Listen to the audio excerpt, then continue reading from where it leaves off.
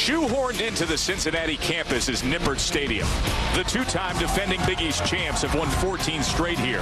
Now South Florida comes to take this road test. Bulls coach Skip Holtz is looking for a big win. Have some fun tonight, would you? Have some fun tonight. Touchdown. You ready? You ready? Get after it tonight. Have a good time. Enjoy it. This is what it's all about right here. This Friday Night Live. This is old school.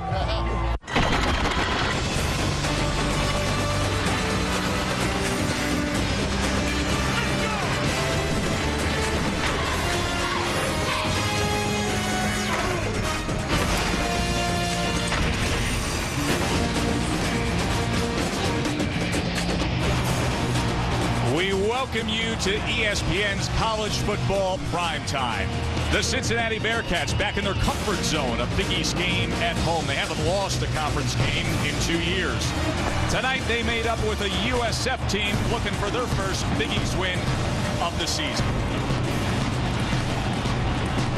Good evening, everybody. I'm Joe Tessitore as the fireworks go off, joined by my partner, Rod Gilmore. You know, we've seen fireworks in recent years from Cincinnati, and a week now into their Big East season, Rod, and it appears that they're back to being the offensive power that we once knew. They have many talented playmakers. You know, it was just a matter of time. You knew it was going to happen. It finally seems like they found their rhythm. They are just flat out flowing right now. How about quarterback Zach Collaros? He's just finally gotten comfortable with this new system, a new coaching staff, and he's hitting on all cylinders. 5 touchdown passes last week. Isaiah Peed becoming a star running back, and Armand Benz, an outstanding receiver, and he's starting to showboat a little bit too. 3 touchdown catches last week. Now, as for USF, they're 0-2 in Big East play, but defensively they're getting some spirited efforts, and they're very fast on that side of the ball. Yeah, and they need that because that's really the strong point of this team. It is their defense. They've kept them in ball games. They've been outstanding, incredibly fast out there. Mr. Raymond, a great corner, not getting a lot of attention, got a great matchup with Benz tonight. We'll see him and his speedy teammates try to shut down this offense. Yeah, Nippert Stadium is ready to rock. You talked about the Bearcats' big receiver. There he is, Armand Benz. He should be a concern for that defense. Kickoff when we return. ESPN's College Football Primetime, brought to you by Husqvarna, the world's largest producer of outdoor power products, including chainsaws, trimmers, lawnmowers, and tractors.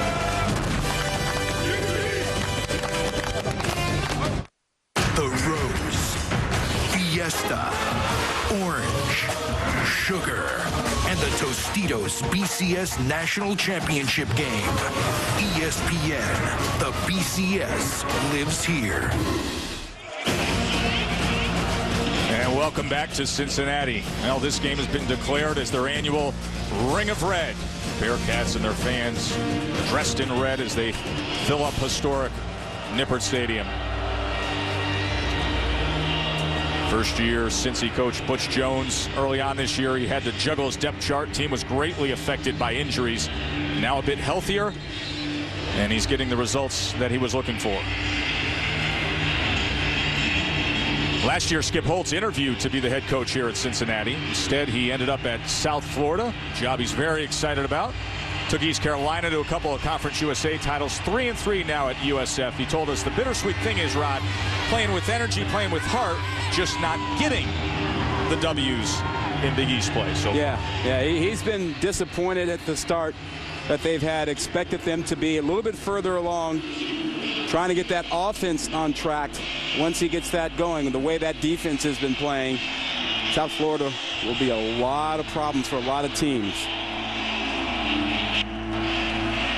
Jake Rogers to kick. Shields and Lamar back deep. And Lamar bobbles it and then gets it at the 10 and gets across the 20 before he's forced out near the 25.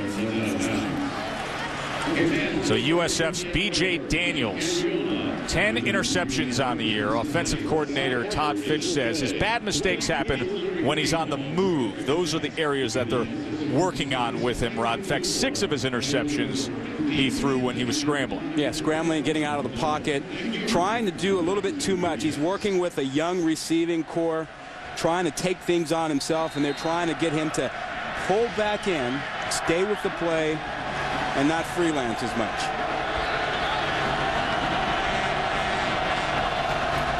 Here's Mo Plancher. Good blocks in front. Flag comes in as Plancher is able to get out to the 33-yard line. We'll wait for the call. The tackle by J.K. Sheffer and Chris Williams. Number 63 of the offense. 10-yard penalty. First down.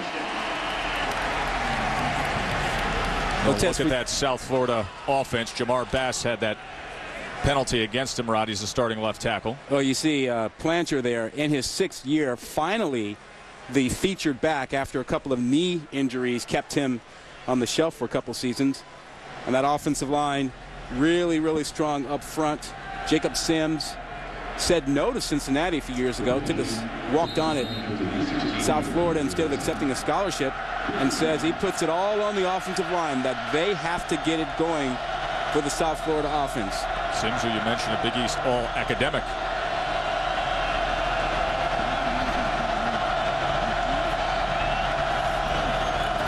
Play action. Daniels with time. And they fight for the ball. It falls incomplete. But Drew Fry had coverage on Evan Landy. Yeah, Drew Fry really drove on that ball. Long out pattern. He got underneath it. Saw the ball come off of B.J. Daniels' hands. He's underneath coverage. Now watch him just flat out sprint there. Knows exactly where Landy's going to be and gets to the ball. That's a great play. Drew Fry, a sophomore, but he's been in the program for 4 years. He had 2 major injuries that cost him 2 years of playing time. So out of the gun now in 2nd and 20. And he sets up the screen, and Lindsey Lamar out to the 23, and Schaefer and Stewart found him there. Hey, Tess, this is a young Cincinnati defense. 8 sophomores will play. Brandon Mills, one of the smallest defensive linemen you will ever see. Only about 5'9", 5'10", 240 pounds or so. Walter Stewart, great pass rushing linebacker. He'll put his hand on the ground and come inside. Young secondary. Chris Williams got his first start last week. Steps in again this week for Wes Richardson. Well, this offense has struggled. Now face a 3rd and 12 on their opening drive.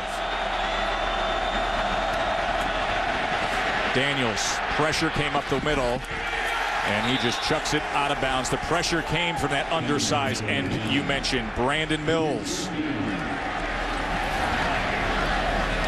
Yeah, you're used to seeing guys that are 6'2", 6'3", 265, 270. He's nowhere near that, about 5'10", 235. Good leverage, though. Plays with a real good low pad level. Justin Brockhouse-Kahn to kick to DJ Woods.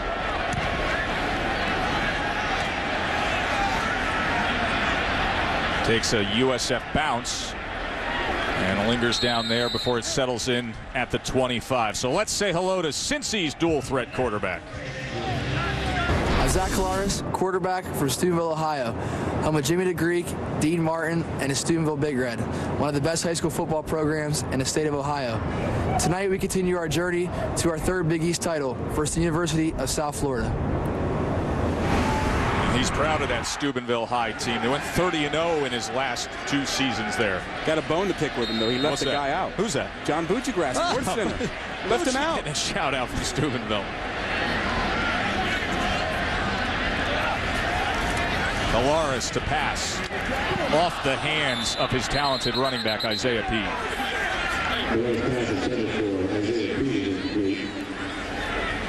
There you see Zach Kalaris, a little bit bigger than he was last season, 216 pounds now, 6'1" junior. Made his debut last year against South Florida when Tony Pike was injured.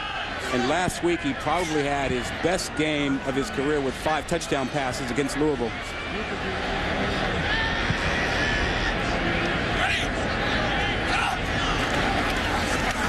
Here's Peed. Tries to spin into the middle of that USF defense out across the 30. McClain with the tackle. Well, the rest of that Cincinnati offense in the backfield, Isaiah Peed, an emerging star. His 3rd straight 100-yard game last week. Doing a great job. DJ Woods returned also. This offensive line has been shifted around a lot. Samuel Griffin on the left side doing a nice job of that tackle spot. Go! Come on! Polaris on 3rd and 5. And able to get the first down as he connects out across the 43 to Marcus Barnett. That South Florida defense, the good defense we've talked about up front. Craig Marshall, great pass rusher, picked up where George Selvey left off for them. Linebacking core. D.D. Lattimore, freshman, had 11 tackles last week, really stepping up. And you see Raymond in the secondary along with Legist, who's a blitzing defensive back. Polaris overthrew Bings on the far side there. The pressure came right up the middle from McClain. He goes 3-10 and has 6.5 career sacks. Remember last season, Tony Pike got hurt. Polaris stepped in. Against this team. 75-yard run. Shocked everybody. Shocked South Florida. Everybody was so worried about the future of the Cincinnati team at that point. Polaris showed his stuff.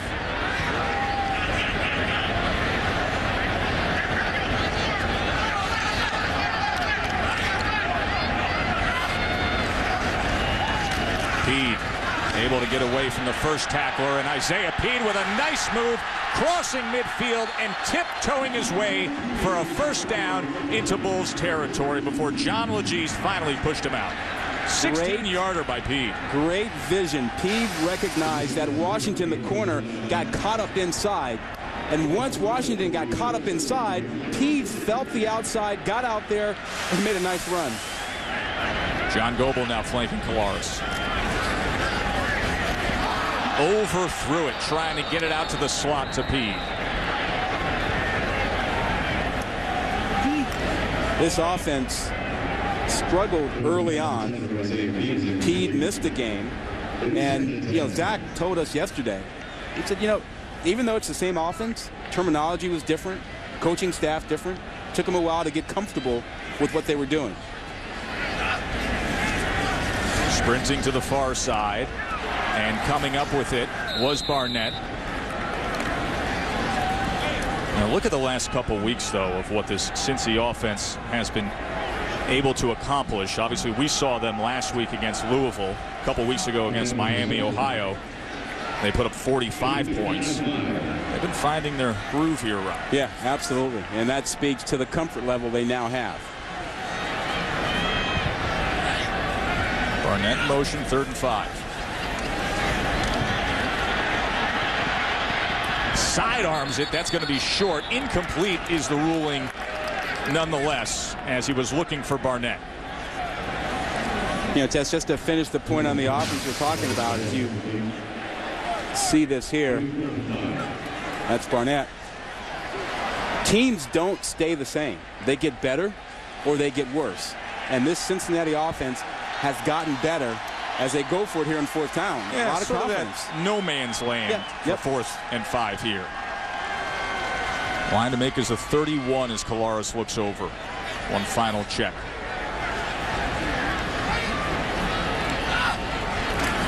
And it's going to be just a quick kick. And can they get it?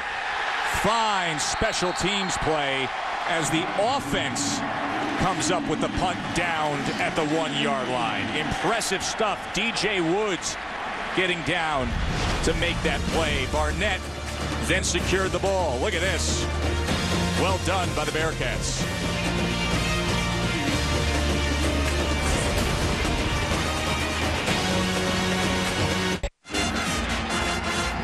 Scoreless here early in Cincinnati. ABC's Saturday Night Football, BCS #1 Oklahoma against fellow unbeatens, the Missouri Tigers. Saturday Night Football presented by Southwest Airlines on ABC at 8 Eastern, 5 Pacific. What a crowd they had there today, Rod, for college football live in Columbia, Missouri. It's going to be a great atmosphere. South Florida pinned up at the 1. Inside handoff went to Richard Kelly. And they're just looking for a little bit of breathing room. Hard to find much there, gaining a yard. You mentioned that crowd in Missouri today. It's homecoming tomorrow. Homecoming game. That's kind of gutsy to take Oklahoma and make them your homecoming game. Most folks look for Patsy's, an easy win. Missouri claims to be the birthplace of the homecoming tradition in college football. Tonight it's Ring of Red here at Cincy.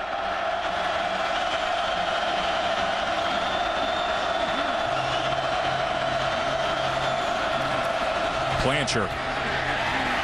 And once again, Mills and Hughes able to find the ball carrier. And here's the challenge for South Florida. 3rd and long, passing situations. They have really struggled this season in the passing department. Holtz says it's the most disappointing part of the game. Now, he calls his wide receiver group the group of misfit toys, because he's had so many injuries, he's had to move quarterbacks and running backs out there. Just patchworking the depth chart. So now 3rd and 8 out of the gun from his own end zone is Daniels.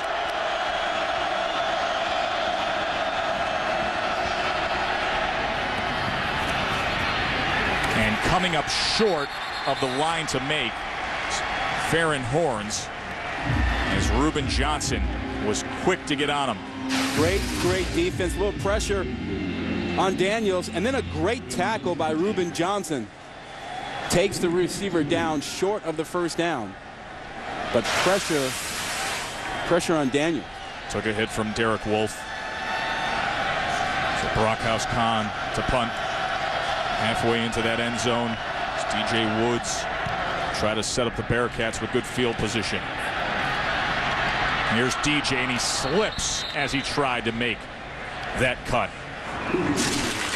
Take a look at Life's Good Flashback, brought to you by LG. A week ago on our Friday night game, Zach Collaros connecting with Woods. He would have a career-high 5 touchdown passes, 3 of them to Armand Binns. There's a theme. It was Binns, Woods, and Binns again. That was an exciting game, 35-27 we were able to bring you. Cincinnati opened up Big East play. First series I struck out. Woods in motion, but Pete gets the call. And Pete is wrapped up by Corey Grissom. Sam Barrington also getting his hands around Isaiah Pete.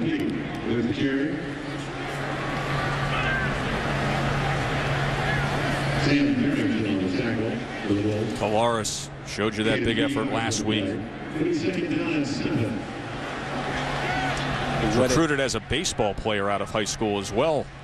Rod, he's a natural athlete. No longer a baseball player. Had to give that up once he became the quarterback after Tony Pike graduated. Pete again. Cuts back to the 35. D.D. Lattimore was there to find him. He had 11 tackles last week against West Virginia. You know, we talked to Collaros yesterday, and he was all about talking about his high school. A lot of faith and confidence in his high school. Follows them. He was 30-0.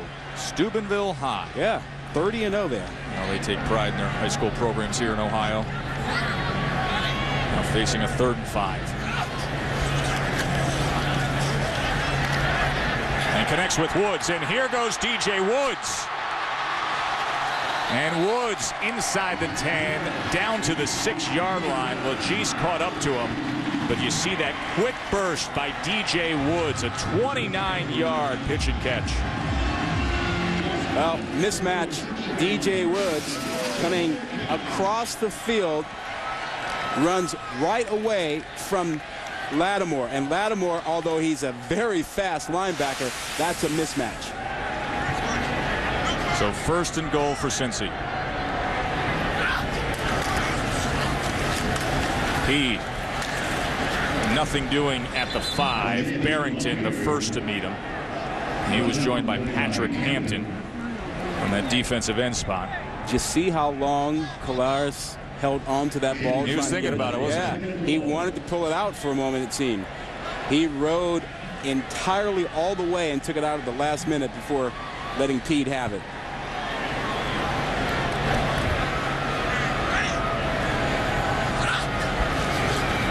Collaros trying to set up the screen. Instead, he is chased down all the way back past the 18-yard line. Jaqueen Williams. Good pursuit that time by USF's defense. This is a fast defense, and Collaros probably thought he had a bit more time than he did. Look at the speed coming at him from all angles. Being chased from behind by Giddens, and finally chased down by Williams. So on 2nd and goal, a 15-yard loss.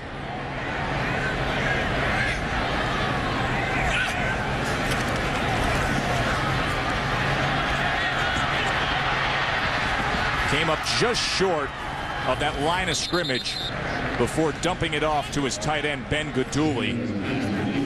So that'll make for a 4th and goal, and what a costly tackle for loss that was. Yeah, you try to remind your quarterbacks that in the red zone, inside the 20, there will be pressure, and you can't take sacks. You have to throw the ball away. You have to get rid of it quickly. So on comes Jake Rogers, 5 of 7 on the year, this from 26.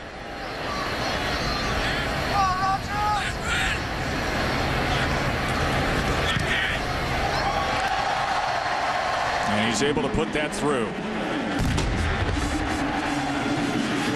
So Cincinnati strikes first here. Big East action underway between the Bulls and Bearcats.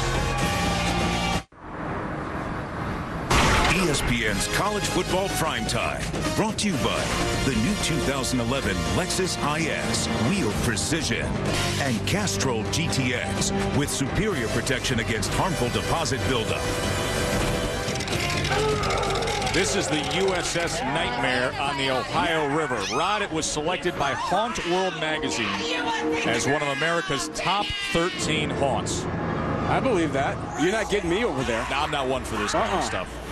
Oh, no. Guys on the crew said, though, it's a great scene over there, the USS Nightmare. Chill out and hang around for a while. Yeah, real rats in there? I'm just glad those aren't real people in there. Ouch. There is Lucy the Bearcat. As the real Bearcats are up a field goal here. They have won their last 4 games in this series against USF. Of course, Cincy has won 14 straight games here at Nippert. Lindsey Lamar loses control of the ball for a moment, and poor field position for the Bulls. Well, when your offense is struggling the way South Florida has been struggling the last couple of weeks, see what they've done. 7.5 points a game. No offensive touchdowns the last couple of weeks. Terrible on 3rd down. You don't want to have bad field position. This is the 2nd time they've been backed up with poor field position.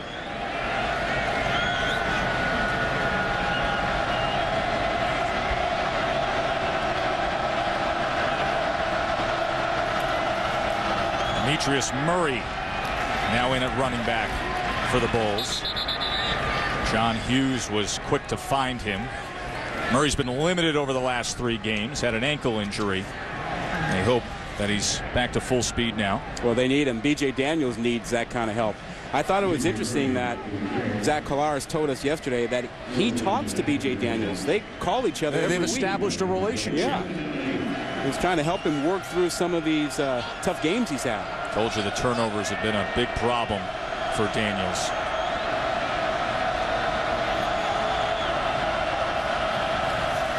Once again, Murray. And Murray catches a seam and has a first down for the Bulls. Good block by Chaz Hine, the right guard. Well, this offensive line is really, really good. Chad Hines does a nice job at the right guard spot. Jacob Sims right next to him. And Sims, before the game, he said, look, we got to get it done. Look at Hines come across with that nice block. Number 79 right in your screen there. And he's right. This offensive line is good enough to get the running game going. Option to Lamar. And Lindsey Lamar showing a quick burst to the outside. Now he'll play some slot receiver, but he started his career as a full-time running back, so it's not uncommon to see him in a spot like that. Well, he's on the field, and they're trying to get guys on the field, moving guys over to the wide receiver spot that they know can make something happen after they catch the ball, and Lamar can do that. Lamar stays in. 2nd and 4. And Daniels tried to cut back against the grain, lost his footing, and then found J.K. Schaefer. Here is Schaefer, very consistent linebacker.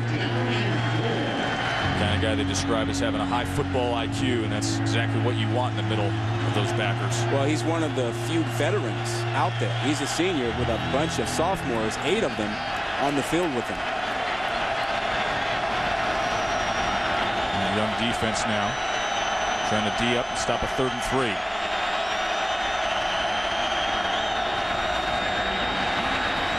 Horns. And Farron Horns, another slot receiver playing in the backfield, out to midfield. Well, that's what they do well. A lot of speedy backs, a lot of skill guys with great speed. The passing game has been struggling, so they've gone to the running attack. A lot of different ways to do it. Option football, power football. Here, Farron's on the option to the outside to get something going. They'll take anything they can get the way the past couple weeks have gone offensively. No doubt. Murray now flanking Daniels.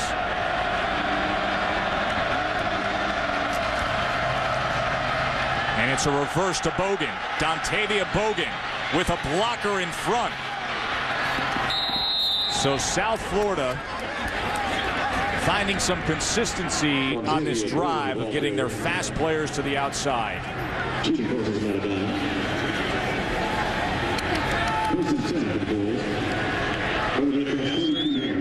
Back-to-back 18-yard runs for the Bulls.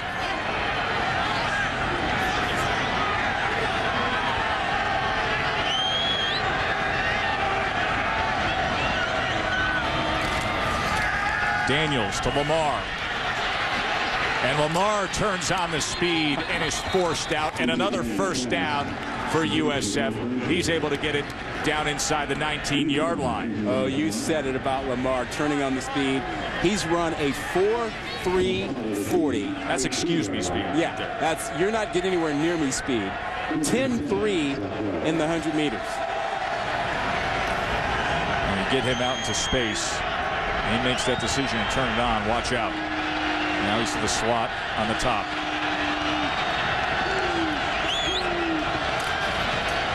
Murray. Daniels, excuse me, to the 10. Derek Wolfe able to corral him. But good gainers, play after play now for USF. Well, they've done things to make B.J. Daniels comfortable. A lot of things he did last year. Run the read option, throw the quick screen. Those are things that he's very, very comfortable with and has a lot of experience doing. And you can see the confidence in the way he's moving out there.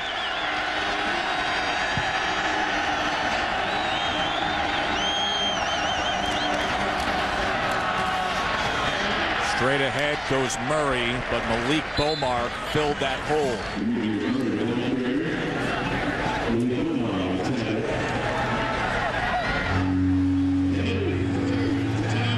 Powerful mixture with the running game. Tight end, 2-back set, switch it up, go to the option, read option. A lot of variety in this drive. After coming down the field so effortlessly, now facing a 3rd and 1. Oh, full house.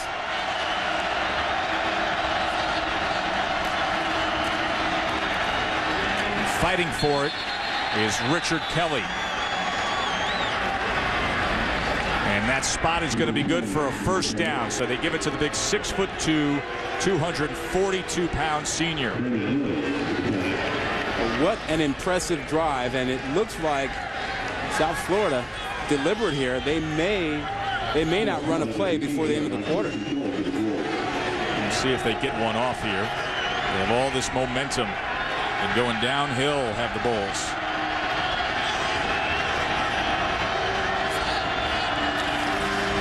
Murray.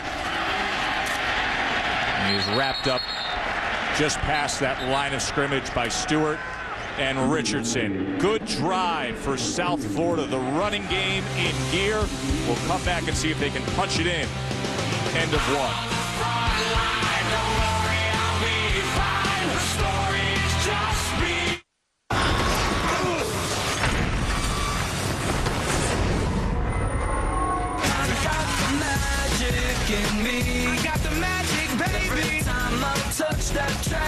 turns into gold. Yes, it turns to gold. Everybody knows I've got the magic in me. I got the magic. Alongside Rod Gilmore, I'm Joe Tessitore, and that guy has not seen the magic with his offense the past few games. They've gone 2 straight games as USF without an offensive touchdown, but that could change right here. An 11-play drive that's gone 78 yards. Yeah, they found a little magic in the running game. Only 1 pass on this drive. Daniels gets it back to Lamar. Still on his feet somehow and inside the 5-yard line before J.K. Schaefer finally corralled him. Brandon Mills, he was able to shake free of that effort by the defensive end. And they have been careful with Daniels, giving him things he's comfortable with. Screen passes, that's the second one we've seen, and a strong running game. 3rd and goal now.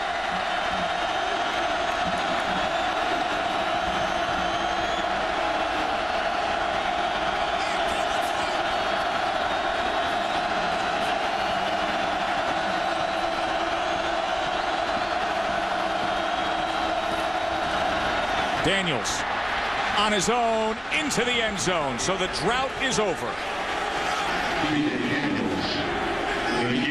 They scored only 6 points against West Virginia, 9 against Syracuse, and finally, after 2 straight games, they do get an offensive touchdown here against Cincinnati. Well, you can't say enough about getting him comfortable.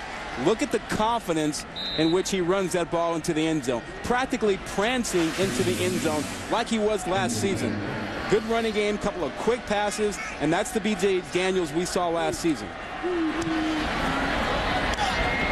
Bonani adds the extra point. A 13-play drive capped by Daniels' touchdown run.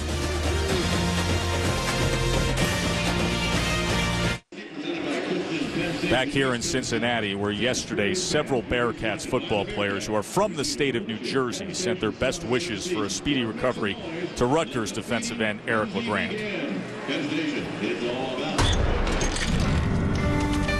The University of Cincinnati and myself, you're in our thoughts and prayers, and we wish you the best and speedy recovery. This is just us reaching out to you, letting you know that we are caring for you, we're praying for you, hoping that you feel better. I hope you have a speedy recovery from the Bearcat family and the city of Cincinnati. Sometimes we get caught up in football and we forget that it's just a game, and we forget the more important things in life. From your little brother Ruben, man, I wish you the best of luck with your recovery. To his family, I wish you the best of luck. From the Cincinnati family, our prayers go out to you. Man, I love you. I just want you to say life is short, and we praying for you. Something very special about that brotherhood of these football players and Reuben Johnson, who's from Atco, New Jersey. He was extremely emotional after practice yesterday, just even thinking about the well wishes he wanted to send to Eric LeGrand, now 6 days removed from LeGrand's injury that has left him paralyzed from the neck down. Well, and it is a fraternity, and football players and coaches throughout the Big East and across the country concerned and caring for Eric. B.J. Woods from the 4. And he is taken down. A flag comes in late at the 17-yard line is Woods. Sanchez made the tackle for USF. During the return, holding, number 25 in the return team. 10-yard penalty, first down. Everybody at South Florida also wanted to send their best to Eric LeGrand and his family and the Rutgers Scarlet Knights. I can only imagine what Coach Schiano and the players are going through this week. I know he reached out to Coach Paterno for some advice. Well, it's a difficult thing, and you know that we get messages from all over the country, too, folks who are thinking about the Rutgers program and Eric and his family, and clearly everyone is concerned about them and wishing them the best, and you can only hope that the Rutgers players, those coaches, and everyone affiliated with the program finds the strength to go out and continue to play and perform, because certainly that's what Schiano says Eric wants them to do. So Cincinnati back on offense with Kolaris and Pede in the backfield. Here is Isaiah Peed. And USF able to just string that along, and it'll go for a loss of a few. Well, you know, that's what you do when you have a fast defense. You try and push everything outside because you know you are fast enough inside to run everything down. And their linebackers are really, really fast. Are they ever? When we were talking to their defensive coordinator, Mark Snyder, he said the fastest group of linebackers I've ever had. And he coached at Ohio State. Yeah, he had A.J. Hawk. Kalaris steps into it, and that was a dangerous pass as he went all the way across field. And your guy, Skinny Raymond, a 6'2" cornerback, almost jumped on it. I'm still trying to figure out how Raymond slipped through the cracks. It's amazing. Unbelievable. Came out of high school, didn't really have offers. This guy, look at 16 there. That's Raymond. He is 6'2", runs a 4.4 40. Walked on and ran a 4.4, and they said, "Where have you been?" Earned a scholarship, voted a team captain. 3rd and 11.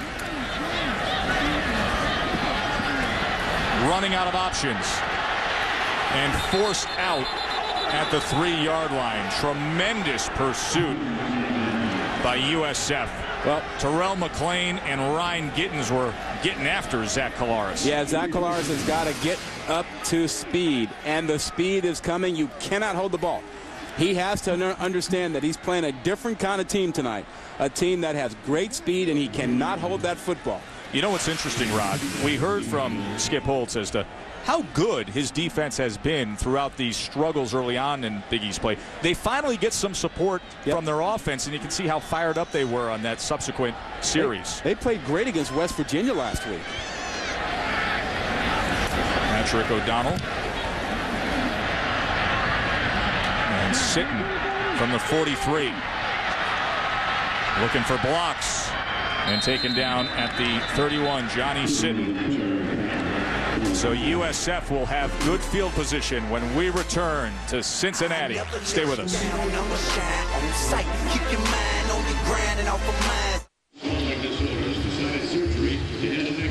USF up 7-3 on the Bearcats. Let's take a look back with our Acura Drive recap.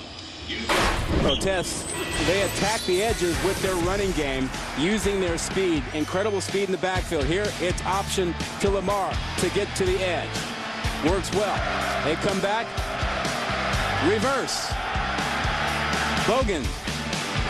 Screen passes. Again, Lamar outside. And once they had everything going outside, it's the old quarterback draw. Daniels in for the score. The running game carried that last drive. Yeah, it takes a little bit of the pressure off B.J. Daniels, who's been kind of struggling to conform to this new offense. Yep. Now they start from the 31. Play action. Daniels goes downfield and connects for the touchdown. Evan Landy. 31-yard touchdown pass. Daniels to Landy.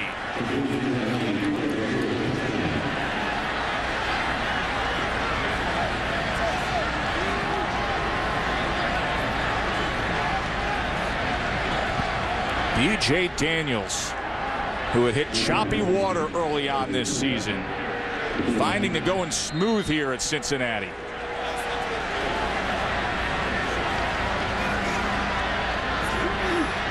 Maikon Banani with the extra point. And a Cincinnati team that really was just lingering the first 2 games of Big East play on offense. Now finds 2 quick touchdowns here in the second quarter. Tess, let's take a look at what he does here. Lindy will go all the way through here across the field, and that's going to open up because of the great play action fake. Now take a look here. Your safety is out of position because of the play action the other way. And that makes it easy for Landy to get clear in the backfield. You talk about a quarterback who is now feeling it and is confident. They did it the right way. They ran it. They let him have screen passes. They got him comfortable. And now they let him throw a deep ball. They just needed something good to happen. Yeah. They really did, Rod. Because nothing was clicking for their first 2 Big East games. Just don't underestimate the plan that they used to get B.J. Daniels comfortable. I mean, he's coming off a couple of weeks where they couldn't get into the end zone. People were criticizing him. Too many turnovers, holding the ball too long, throwing away picks when you scramble. They come into this night, he plays within himself, they use the running game, they give him safe passes, and he delivers a big play. Now Woods will just take a knee. Gives us the opportunity to tell you what's coming up tomorrow on college football, presented by Kay Jewelers on ABC or ESPN at 3:30 Eastern. Be interesting to see what we get out of Wisconsin this week. Number 13 versus number 15, Wisconsin at Iowa. Nebraska, Oklahoma State. That Oklahoma State offense has been red hot, Rod. Some will see Georgia Tech, Clemson. Yeah, that Oklahoma State offense is something, and nobody seems to know about Justin Blackman, a wide receiver. He's like #1 in the country in everything. Yards per game, touchdowns. 13 touchdowns. Oh. I've got him on my Heismanology board. I think he is absolutely a legit dark horse to make it to New York. To and be sitting in the front row if he keeps this up. Unbelievable how he's been ignored.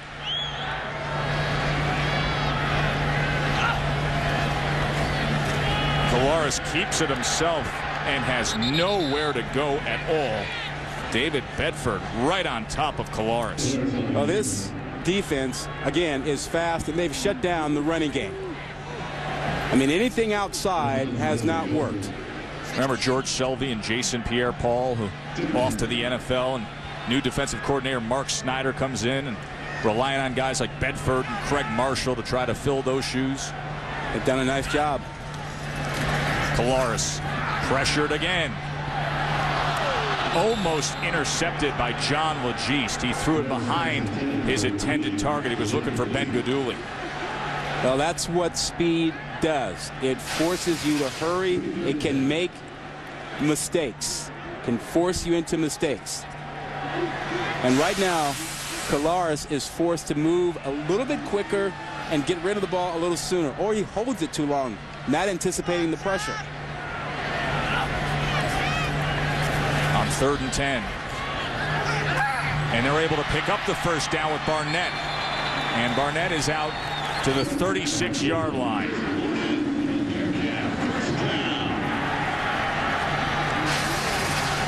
Just watch the end of this.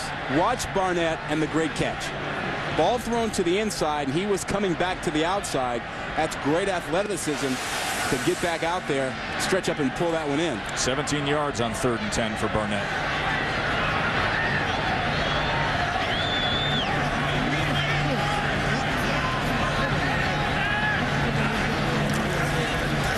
Quickly get it to Peed, and he gets out into space to the 43-yard line, where Barrington upended him along with Quentin Washington. Well, right now, this defense is playing great, and they've taken away the 2 big threats on the outside, DJ Woods and Armand Benz. They've really not been a factor yet. Quick to the line is Kolaris.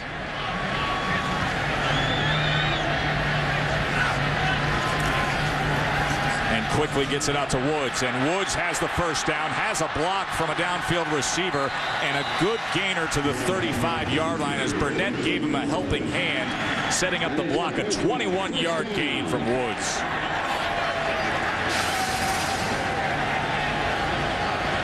Right there. Guduli with the block, or pick, if you like. Now they raced up to the line. They may have got some motion because of it. Number 66 offense. 5-yard penalty. First down. It's only so fast you can go, Rod, and expect those big left tackles to be in sync. Well, you know, they're trying to get themselves going and change the pace. But you're right. You got to get everybody on the same page. And I think Butch Johnson just kind of looked out there and said, we got to turn it up. We got to get it going. We're not in rhythm. Jones always animated down there on the sideline. We had a nice visit with him yesterday. Feels good about the way this team has dealt with the transition with the new staff.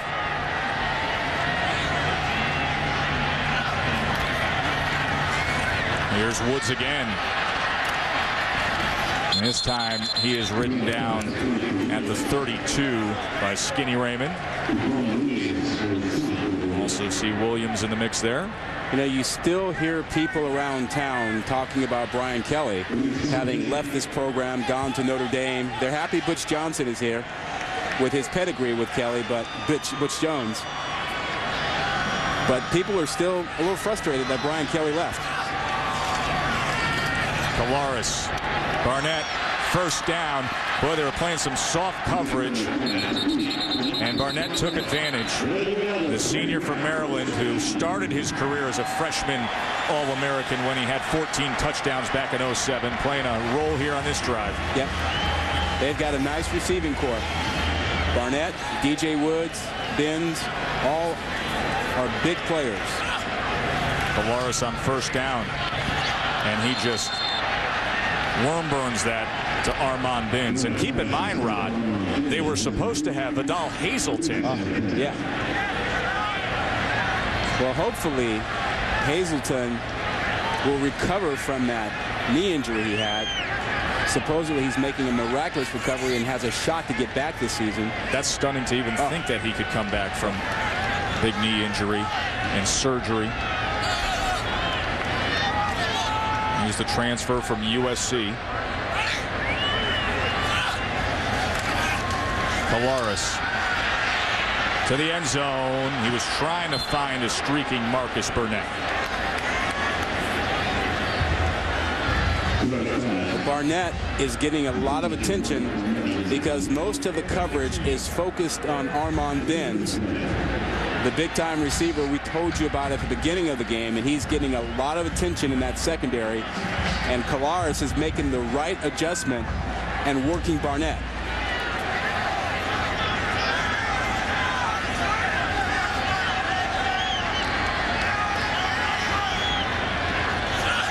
Here's your 3rd and 10. Airs it up again, and a touchdown, Armand Binns. 20-yard touchdown catch for Binns. And he stays red hot on Friday nights. Oh, he had a one-on-one situation with Washington in press coverage right at the line of scrimmage, and he got off the line of scrimmage easily, and that was the difference. 3 touchdown catches a week ago against Louisville. His first catch tonight goes for a touchdown. And Rodgers adds the extra point. Armand Binns. He's one of those guys you want on your fantasy football team. Coming up, we're going to find out who Rod will select in his Friday fantasy football. How about Davis in East Carolina? He's put up big numbers this year. Ronnie Hillman, he's becoming a star at San Diego State, but maybe the best receiver there you of all. go. Now you're talking. Now you're talking.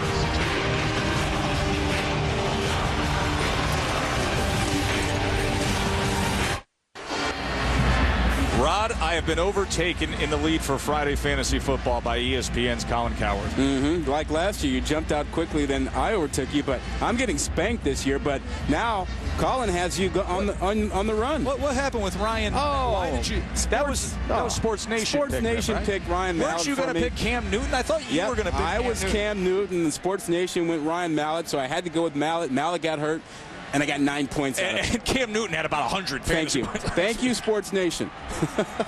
Oh, so Colin's having a nice year. I mean, career at Louisiana Tech, curse at Washington with a 39-point game. Are you kidding me? Here's a guy that you know is probably going to show up on your fantasy list down the road, Armand Binns. 3 touchdowns last week, and his first catch tonight, a 20-yard touchdown that cuts the lead to 4 here for Cincinnati. So Rodgers to kick to Lindsey Lamar. Lamar from the 2.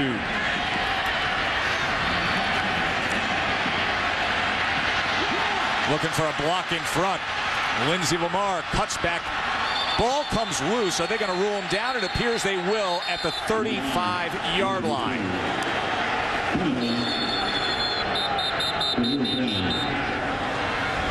Obadiah Cheatham was on top of Lamar. Let's take a look here. I think his right knee goes down. Yep, right knee is down, and then the ball comes out afterwards. Good call by the officiating crew. Knee was down, and it looked like the ball was kicked by a fellow Bull who was running in front of him. Watch that. Indeed it was. So B.J. Daniels will come back out, and the officials, John McDade and replay official Don George, will take a look back and review this play. We will take a break as they look at that kickoff return.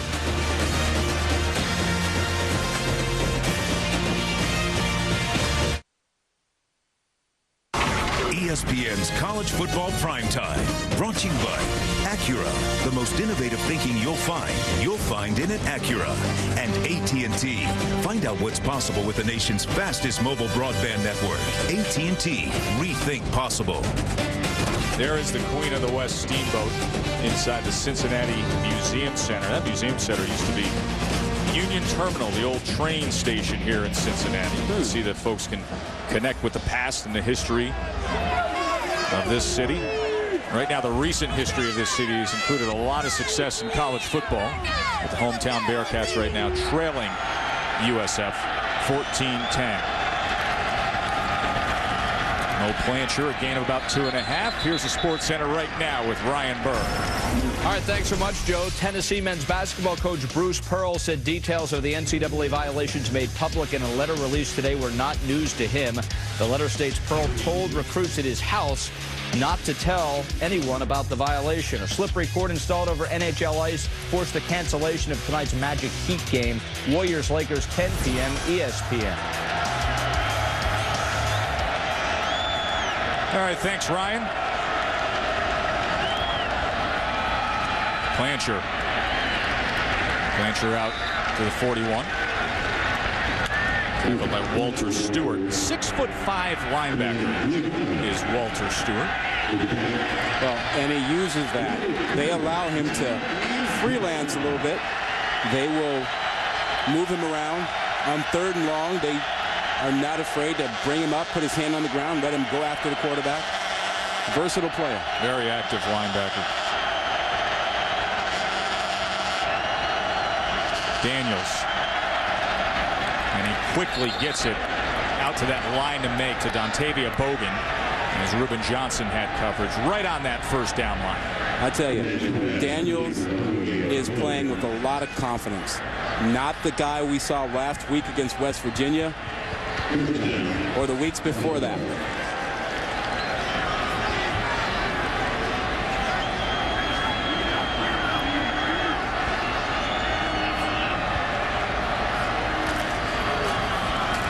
Murray now, and he is stacked up right away by Derek Wolfe.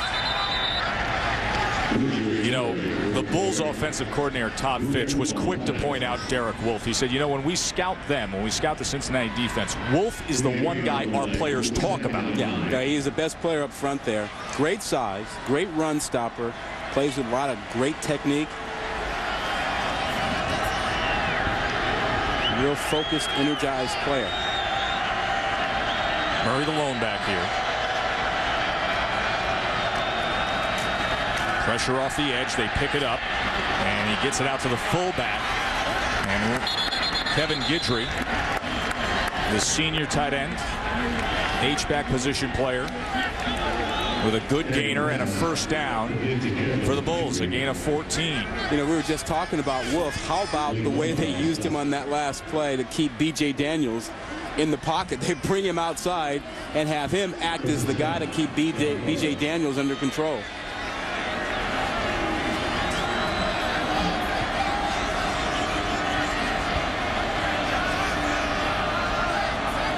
Daniels showing more consistency tonight than we've seen in recent weeks. Murray wrapped up. Brandon Mills, Dan Giordano on him. And talk about confidence. He's been playing with it tonight. Scrambling, throwing the ball the way around. Quarterback draw for the touchdown. Got him going, and then comes back with a big touchdown pass to Landy.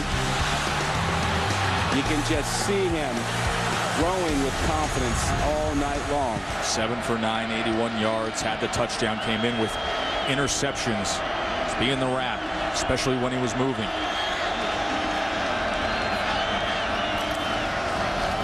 Murray, nowhere to go. Tackled for a loss.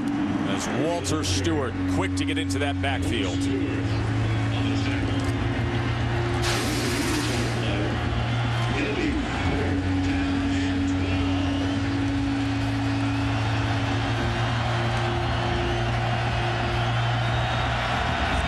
See Stewart getting right in the mix there.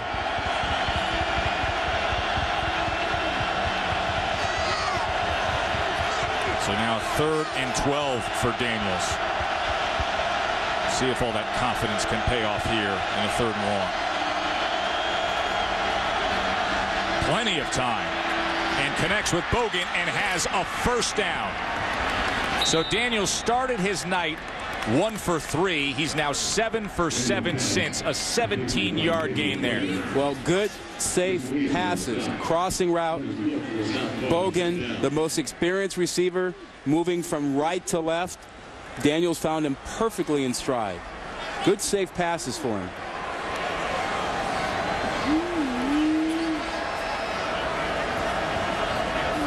Fresh set of downs at the 24.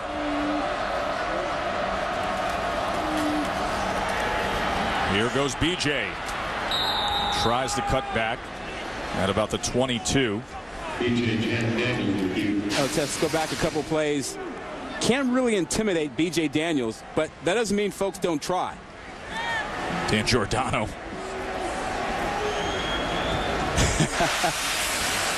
He's one of those self-made players, Yeah. Giordano. Just a tough guy, a little undersized at the D end, but a tremendous hard worker. Now he's off on the sideline.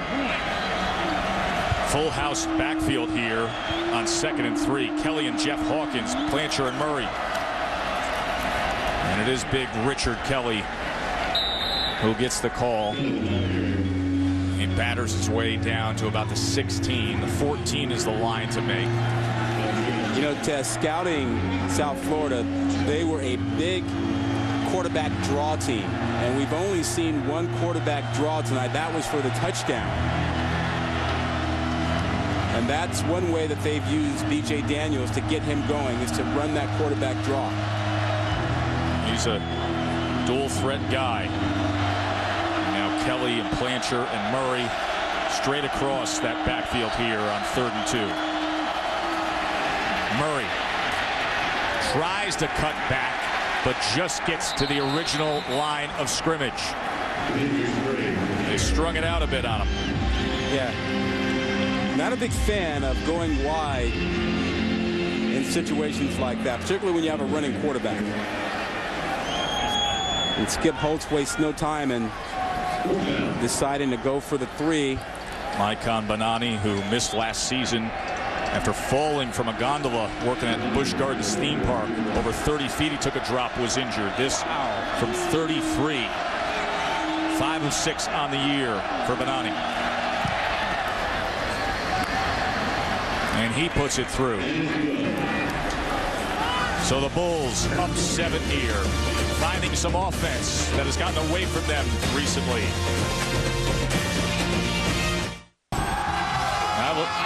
Look forward to that, Ryan. Who's doing the best job of coaching? I don't know, but I know that Chip Kelly at Oregon is doing something that we haven't seen in years. The way that team scores points, it takes you back to the old days when Oklahoma was running the wishbone and hanging 60 or 70 on everybody. Rod, I remember at the start of last football season, the two of us were sitting there in a hotel watching them lose to Boise. If I told you at that moment right after that game that Run Oregon would be on for another year and a half, yeah, go figure. Nobody would believe it. Here's DJ Woods. And Woods taken down from behind at the 24. Celebrating its 6 years sponsoring the Good Hands Field Goal Nets, Allstate makes contributions to participating universities' general scholarship funds for each field goal and extra point kick. To date, Allstate has contributed more than $2.2 million in scholarship monies. of this South Florida defense has done a tremendous job of slowing down this Cincinnati offense that has been on the roll the last couple of weeks. 45 and 35 points respectively scored in their last 2 games. Now trailing here by 7.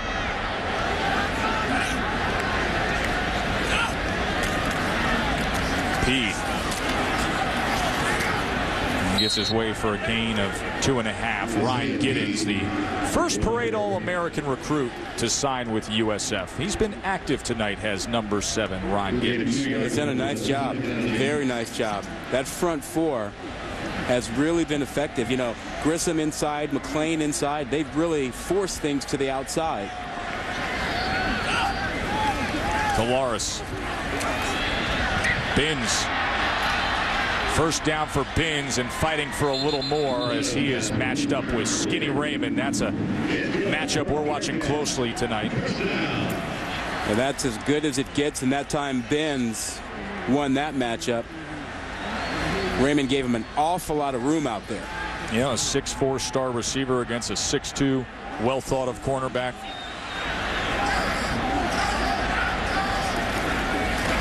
Isaiah Peed. Flag comes in. Peed was taken down by Sam Barrington, Keith McCaskill. Holding. Number 70 of the offense. 10-yard penalty. It's down. Well, they just can't get anything going inside, and C.J. Cobb held that time. And that's because Grissom, the nose tackle, McLean, the defensive tackle, they've been so good inside that Pete has to bounce everything outside. Well, I asked Butch Jones yesterday when we were standing around with him. I said, hey, well, so Selvey and Pierre-Paul are gone. He said, yeah, but it doesn't matter because the interior of that defensive line is making up for it. And you're seeing it there. Kalaris now. And that was a low throw to Binns. What do you make of Kalaris tonight compared to what we saw in that second half against Louisville? Struggling. And I think it's all about the South Florida defense. I think the speed at which they have been playing, the confidence they've played with has been a problem. They've harassed him. They've by and large shut down the running lanes. And they've reacted very well to the passing game. He's 11 of 20. Came in leading the Big East in passing efficiency.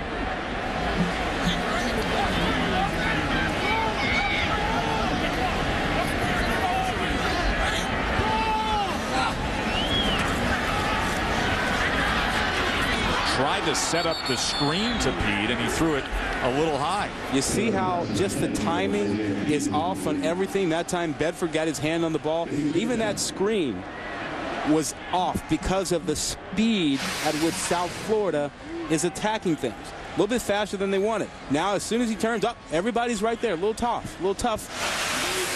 Bedford creating some pressure there, and Butch Jones obviously not liking what he sees offensively. Meanwhile, Mark Snyder, the defensive coordinator, former head coach at Marshall, has got his guys running tonight. 3rd and 20 now for Kalaris.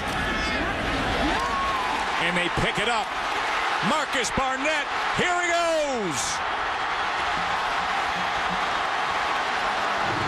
They're going to mark him out at the 4-yard line. John Legiste and Kayvon Webster just whipped on Barnett, and he went speeding down for 69 yards. Yeah, and he stepped out with that left foot when he wanted to start his dive. It's the left foot right there that was on the line. A 3rd and 20 turns into now an instant scoring opportunity for Cincinnati.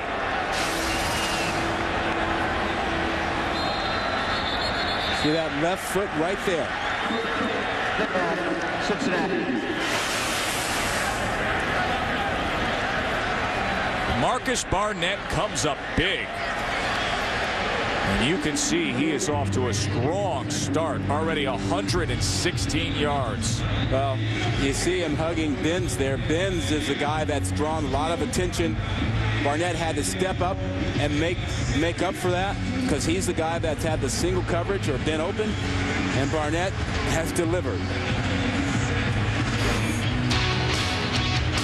chase for the NASCAR Sprint Cup continues at Martinsville. It's on ESPN Sunday at 1 Eastern. The stakes even higher now as they pursue that Sprint Cup title. Now Barnett was hitting the accelerator there as we will look for the chase for the NASCAR Sprint Cup points lead. What a surprise, huh? Benny Hamlin winning the pole. It's 1 o'clock on Sunday.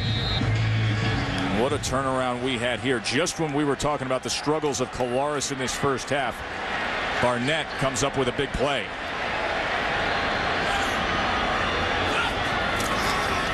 Pede. Twisted down by Sam Barrington. Cincinnati has plenty of time, plenty of timeouts. No need to panic. They are comfortable with where they are. They can run the ball if they want. Colares also down here is a threat to run. Second and goal.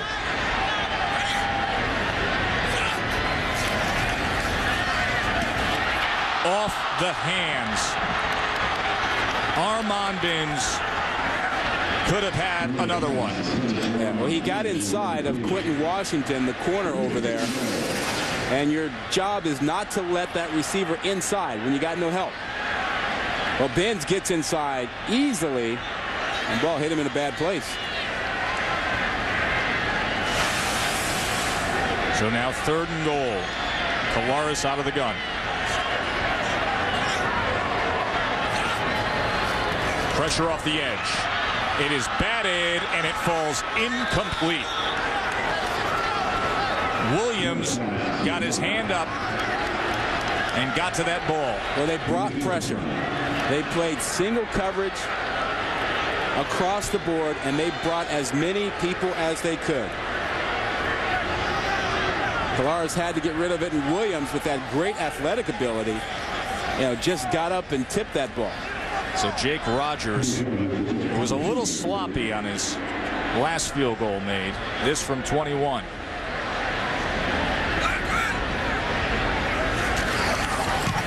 And from that right hash, he's able to put it through. So the 69-yard reception from Marcus Barnett pays off with a field goal. But that was a 3rd and 20 they were facing there, Rob. Well, look at this great defensive play. Here comes the pressure from this angle and all over the place. From the right side and the left side. Jaqueen Williams getting up, playing some good sound defense.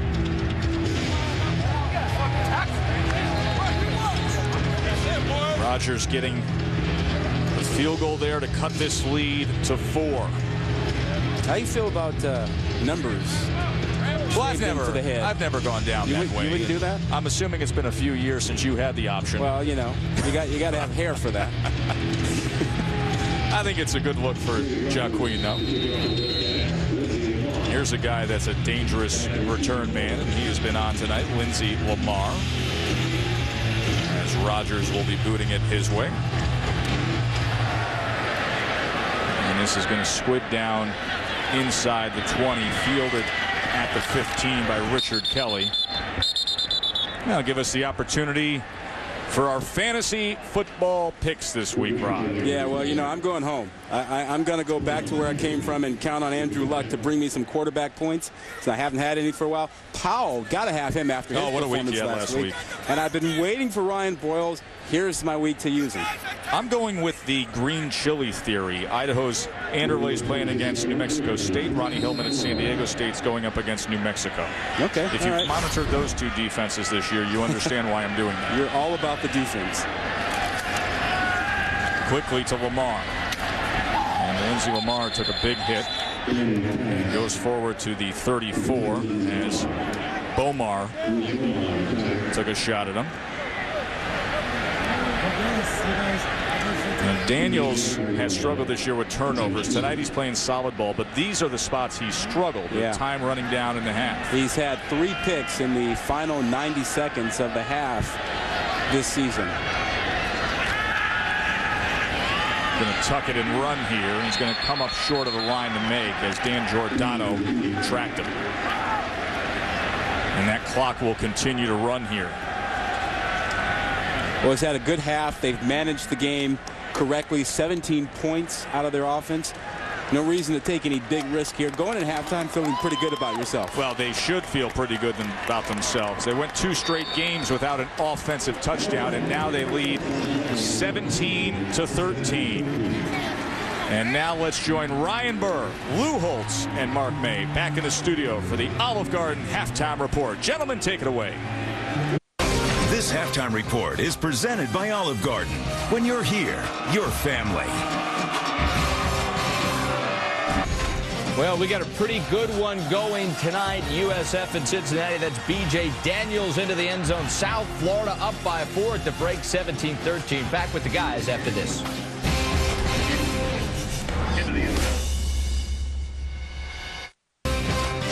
Cincinnati looking to stay unbeaten in the Big East. Zach Collaros, 20 yards to Armand Binns for the touchdown for Cincy. They're down 4 at the break. We're back after this.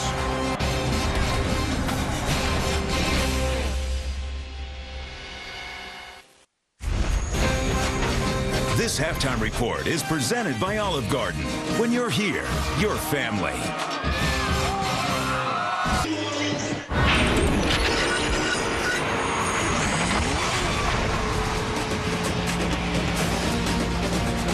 Now there's the paddle wheel, the bell of Cincinnati. A look back at the city here. So we welcome you back to ESPN's College Football Prime Time. Bearcats have won 14 straight here at Nippert. Glad you're with us. Joe Tessitore alongside Rod Gilmore, but that 14 straight is now being challenged. This is not the same Cincinnati team we saw a week ago, nor is it the same South Florida team, though, Rod. Not at all. Dramatically different. The offense has been kind of pulled in. But what about South Florida? You know, South Florida's been amazing. You think about our Fidelity game track here. B.J. Daniels totally in control, playing confidently. That defense for South Florida shutting down this offense. Only 8 rushing yards allowed, couple of sacks. Isaiah Peed struggling in the first half to try to run the ball against this defense, really getting it done. Collaros had to rely on a couple of big plays, couple of missed tackles to get some yardage going. Only 12 of 24, way below the norm for him. And Fidelity Investment game track, you saw the efforts from B.J. Daniels, 9 of 11 for 106 yards, the touchdown, and no interceptions, which of course is so important when you look at why they had struggled offensively in Big East play. The turnovers were getting the best of the Bulls. Coach Skip Holtz, his first year at USF. DJ Woods back for the Bonani kick. Woods from the 2. And Woods right through the middle of the would-be tacklers out towards the 33-yard line. You know, Tess, we expected Armand Binns to be big for Cincinnati tonight, but take a look at what's happened.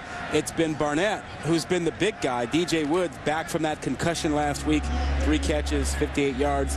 Binns not a lot in the way of yardage. Thrown to him only 8 times, 2 catches for 31 yards. Had the 1 touchdown, but also could have had a second touchdown that he dropped. So instead, Barnett's been the featured guy as Peed is the back flanking Collaros.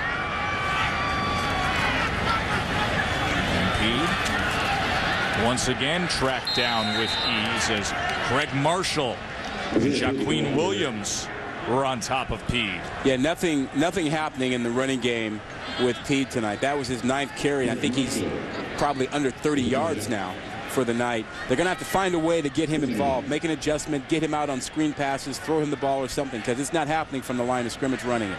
Just 25 yards, came in averaging 109 a game. Number 1 the Big East at 8.8 a carry. That front 7 of the Bulls doing well.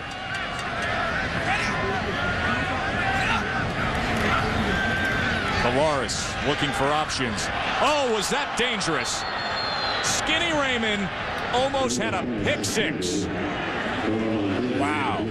Not on the same page. Collaros threw the out. His receiver ran a go. And it almost went the other way. Yeah, Binns is going to take off. He's going now. And there you see Raymond had nothing but pay dirt in front of him.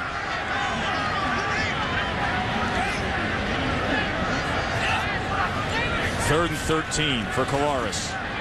Woods.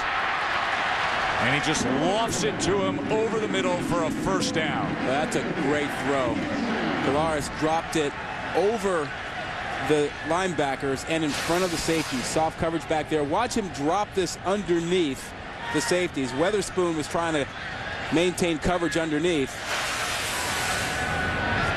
So a 19-yard catch on 3rd and 13.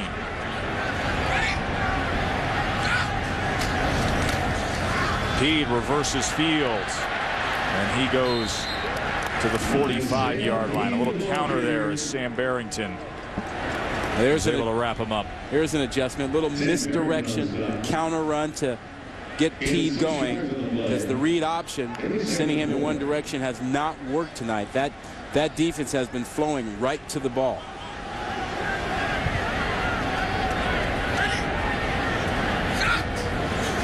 Collaros. This time able to get it out to Barnett. But once again, Mistral Skinny Raymond was right on it. You better quit throwing it over there.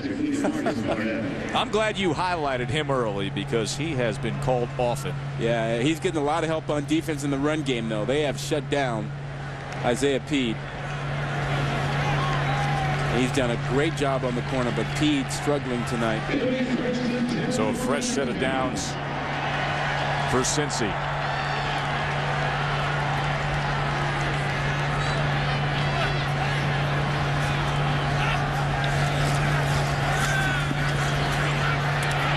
Throws it complete inside the 25-yard line to DJ Woods. So here come the Bearcats here to open up this second half with a scoring opportunity. Good patience. Wood finds the softness in the zone. As soon as he gets behind Young there, the safety coming over, he knows to settle in and wait for the ball.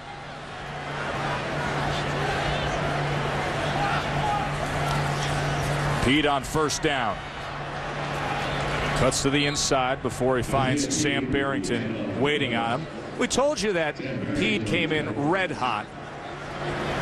He's got that great burst of speed, that next gear kind of runner. See what he's done recently, but tonight South Florida has put a target on him and corralled him. A great play inside by McClain and Grissom, and then the speed of the backers taking over.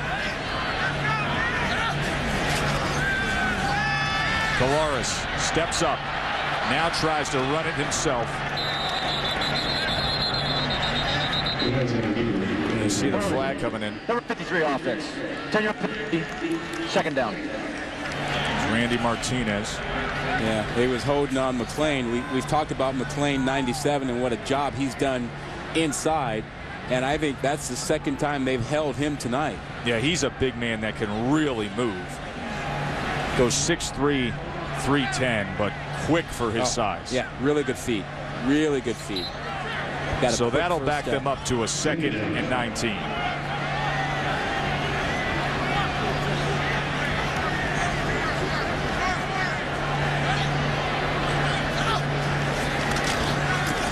Collaros with time and with Binns, looking for a block from Woods. And he's able to get it down to the 17-yard line before he's tackled by George Baker. Well, DJ Woods is in the slot, and he runs off the underneath coverage so that the outside is open. So the underneath coverage, 57 Williams has to stay inside. That opens up the outside, and you see Barnett just come right back, turn around, catch the ball there. DJ Woods trying to be a factor in more ways than one. Combination routes. 3rd and 4 now. Sprinting to the near side, and that ball is picked off. Skinny Raymond. So many times tonight, Rod, he was so close to coming up with one, and he snags it here. Third time this series. Third time this series they've gone at him. Twice he almost came up with it. Here he is right here. Watch him drive on the ball and make the play. He's sitting, reading the quarterback, feels it, comes off his guy. Look at that play. That is fantastic. Instincts, seeing things, seeing DJ Woods coming outside, goes in and just rips the ball away from him. He went Superman over the top of DJ Woods. Yeah. Impressive athleticism by Raymond. And now to the ground with Plancher. And what a story Raymond is. Just wondering how people missed on him. Walked on, ran under a 4.5 during tryouts, joined the scout team, impressed everybody, had 4 starts last season, became a starter this year, and now he's a captain and a guy who's got some football ahead of him. 6'2" with a 4.40. He just put an end to what was turning out to be a pretty good-looking drive for Cincy. Daniels now. And a diving effort from Lamar goes incomplete. He had him out there. Daniels, first time we've seen hesitation tonight. He held that ball a bit long. Lamar was well out of his break and waiting pretty much on the sideline by the time that ball was released. Skip Holtz's team now facing a 3rd and 7. And Ring of Red, they could use a little support here. They're not afraid to run B.J. Daniels. Quarterback draw, all those things. They will use him in the run game. Pressure against Daniels. Nowhere to go at all as Walter Stewart was just watching Daniels every step of that play and got to him there. And Stewart is very athletic at 6'5", 235. One of those 8 sophomores on this young defense. Very athletic. Stayed outside and took Daniels down. So Brockhouse Khan on to punt. Anthony McClung back deep for Cincinnati.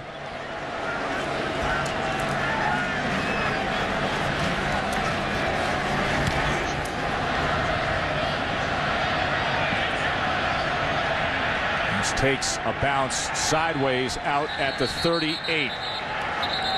Coming up next, we are going to storm the dorm. And if you're a sports nut on this campus, they've got the perfect dorm for you. That's coming up next when we return to Cincy.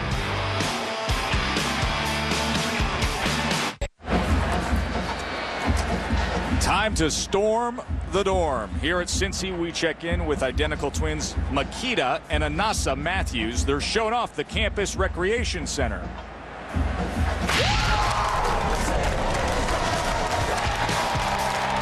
Welcome to the University of Cincinnati. We are here at Campus Recreational Center housing.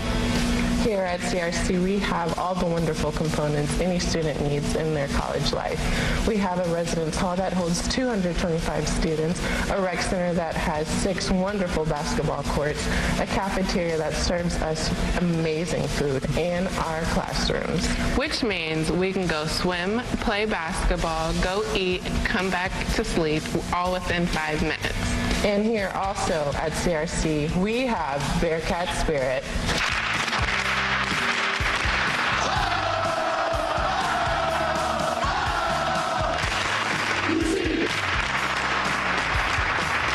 There it is, the rec center. Rod, 200,000 square feet, 3 pools, a lazy river, 7 racquetball courts, 6 basketball courts. Why would you ever leave the place? I wouldn't be studying in that dorm. It just wouldn't happen. Kalaris now, he's looking for some room. And able to get it to the 42-yard line. Impressive facilities here at Cincinnati. And they got the new practice field in, Rod. Obviously, Nippert's charming. Does any place get as much stuff in a small area as this place? Are you kidding me? I mean, you got stadium and building right on top of it, dorms right next to it. It's unbelievable. It's a nice setting, though. You got the academic buildings right next to the football stadium. Kalaris now. Oh, Rod, who did they go back and test? Skinny Raymond. You know, it's getting old. You got 2 choices. You stop throwing that way, or you got to run double moves on him because he's just laying there waiting for everything short. I mean, that's the 4th one he's had his hands on, and he's got 1 out of 4 for picks. Corey Grissom, by the way, slow to get up as they are tending to the 300-pound nose tackle for the Bulls. We'll take a break. Stay with us.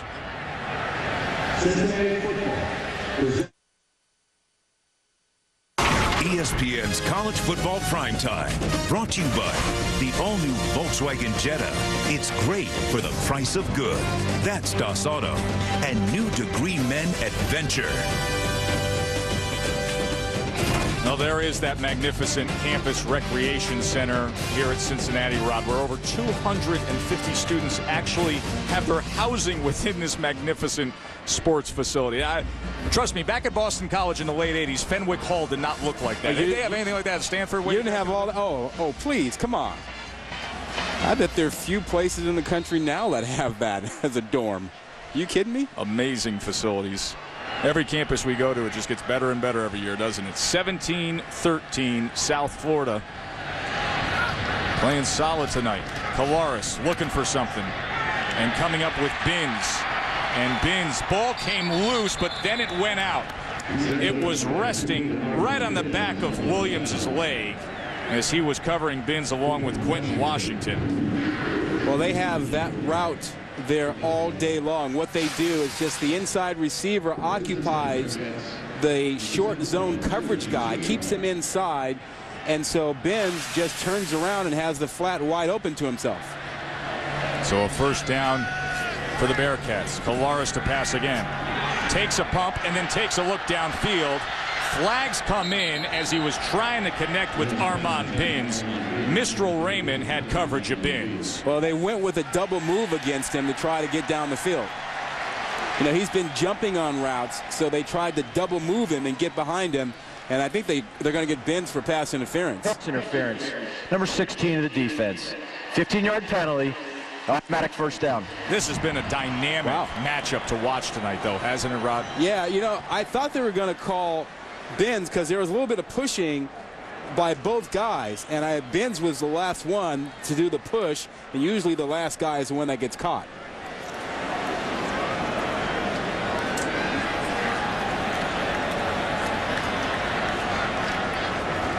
Armand Binns, 20 straight games with a catch, had a touchdown snack earlier tonight.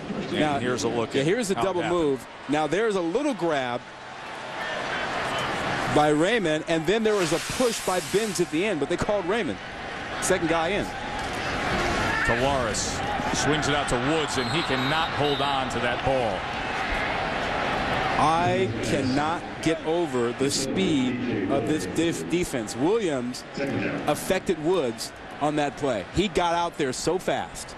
When Snyder made that comment to us yesterday, the fastest group of linebackers I've ever coached, I got to be honest with you. I paused for a moment. Hey, what did I say to him? I said, wait a minute. You were at Ohio State with a pretty good. He said the fastest group of linebackers. Yeah, he said this group was right there with that A.J. Hawk group. A bunch of guys running 4.6, 4.5.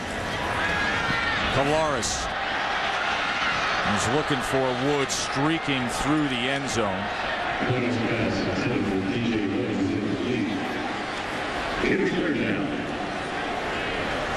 So that'll make for a 3rd and 10 for Butch Jones and the Bearcats. Yeah, and the thing that's worked for them is the route to the outside. When they put 2 receivers on one side, they expect to get 3 deep coverage and a guy covering the flat, and they use the inside receiver to occupy the guy in the flat.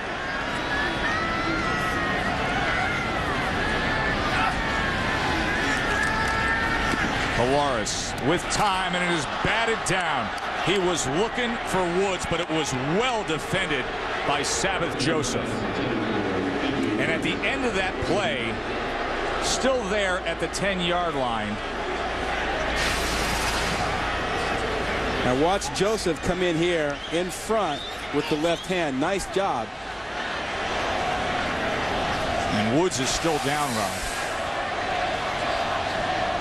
Remember a week ago against Louisville, he was injured. Let's show you what happened to DJ Woods last week on a touchdown pass in the 3rd quarter. And look at the back of his head as he takes a huge shot to the head, and then his helmet comes off when his head hits the back of the end zone. Yeah, and actually the first hit, the shot to the head, could have been called as a flagrant foul for launching and targeting the head. And then on top of that, the back of his head hit that turf, and that was really the thing that caused a concussion for him. And Woods is down again, and he just took another big hit. You know, it's Mark Joyce, who, you know, is known. We talked to the coaches this week. We asked for a scouting report on Joyce. They said he's a big hitter. And that, there's nothing wrong with that hit. There was no targeting up around the head or neck area. He's down low leading with his shoulder. That's a good football play. He just had Woods. He was open to the hit, and a guy coming off a concussion. It's tough.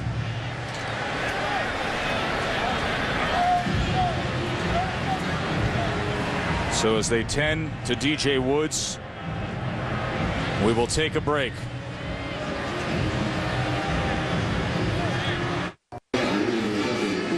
Watch the chin area of DJ Woods, the bottom of the face mask, with Mark Joyce coming in. Yeah, Mark Joyce goes with the shoulder and hits him in the chest, but grazes the chin.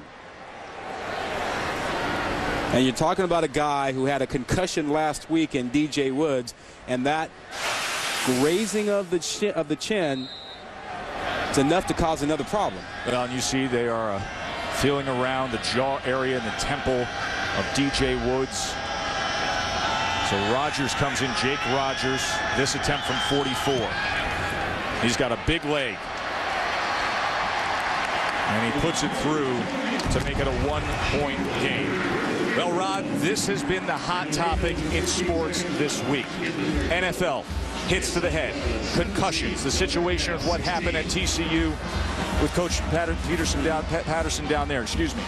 And tonight, DJ Woods, a week ago tonight, we saw him leave the game when he took a big hit and then hit his head in the back of the end zone. Tonight, clearly affected here. Now, listen, in my other job ringside as a blow-by-blow broadcaster in boxing, time and time again, I've seen situations like this of guys concussed, guys affected. In boxing, if you're knocked out, many state commissions will not allow you to go back in the ring for 90 to 120 days.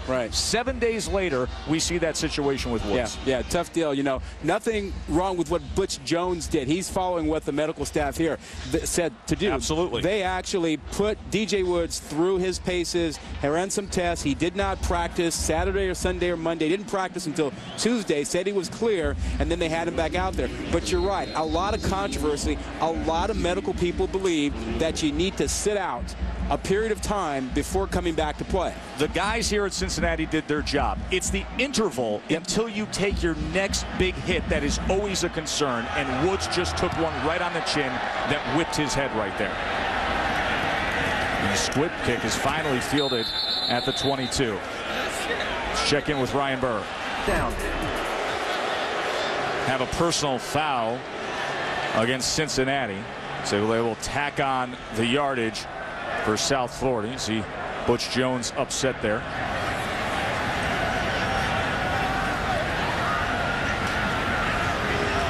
(17-16) game. Getting a fight from USF after they struggled in their first two conference games.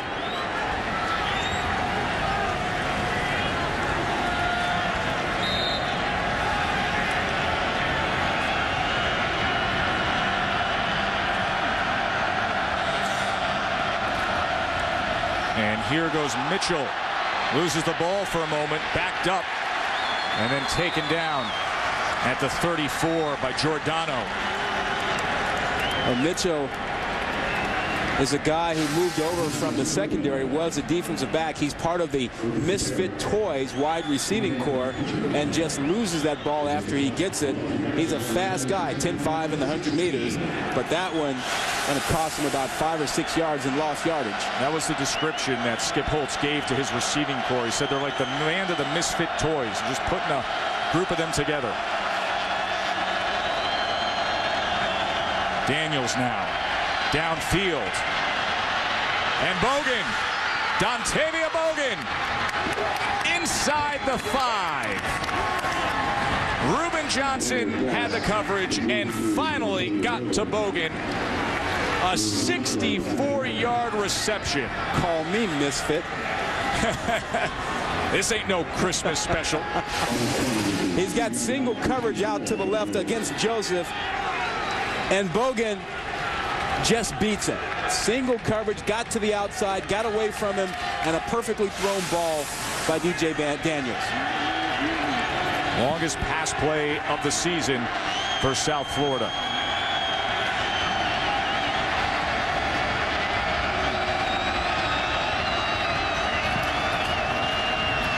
And straight up the middle goes Murray for the score.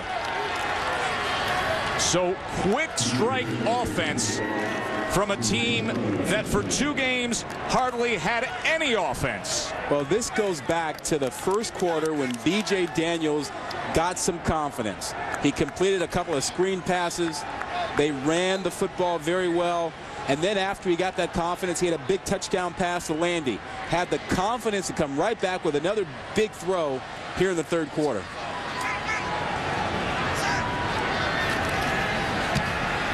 Bonani with the extra point.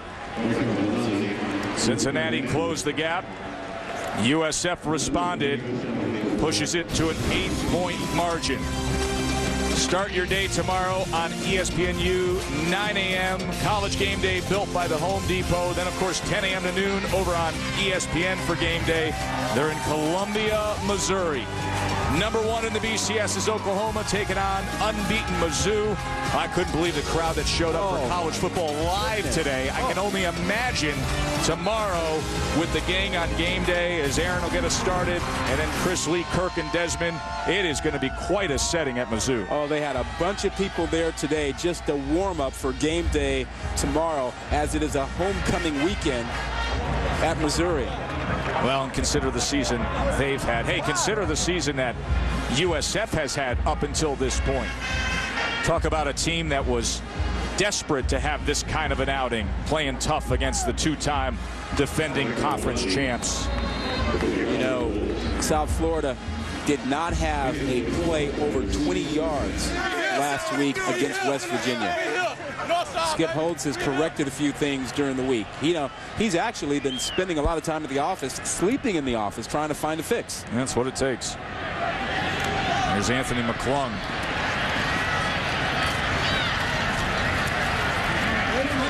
McClung brings it out to the 25, who's taken down by Armando Sanchez. How good has this South Florida offense been tonight? Compare them to last week. 24 points, only 6 last week. Look at the bottom line. 5 of 9 on third downs.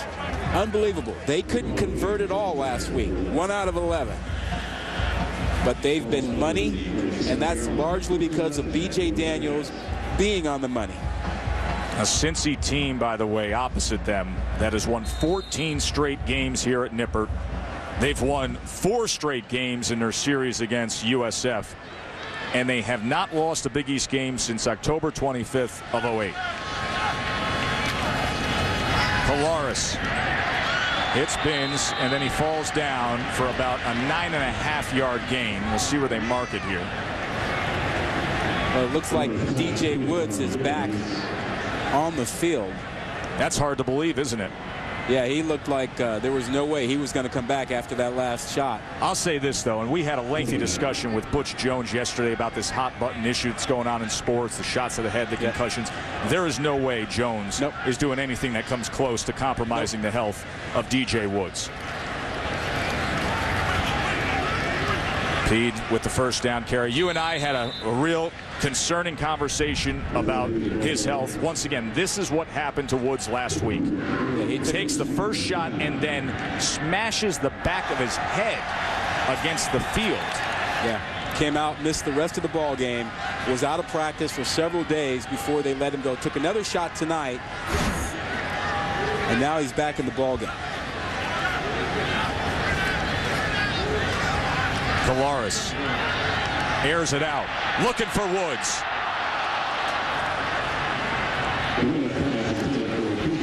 Joyce and Jenkins had coverage of Woods as it was rainbowed just about 4 yards past him.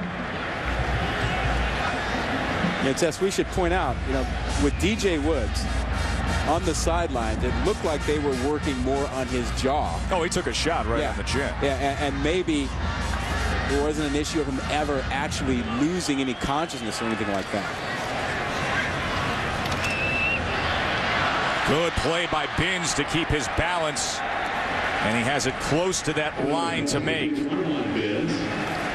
As you saw, Armand Binns put a hand down and able to keep his footing there. Well, good lateral movement, lateral quickness, and good balance. Watch him to the top of the screen as he comes back in. He's got man coverage, knows it, and is able to beat it and keep his balance. Washington was trying to stay with him, wasn't able to get there. Could have been a face mask call there.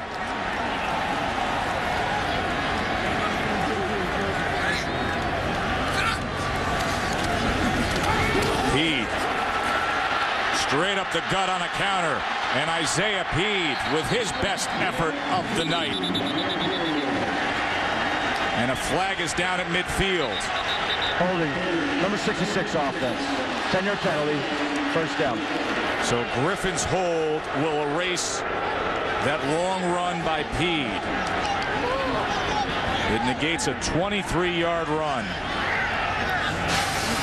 Well, Tess, you're going to find it right here. That's where the hold is going to happen. You'll see Marshall try and get back in. He gets wrapped up completely by Griffin. No question about it. Good call. The 41-yard line, first down at 20 for the Bearcats.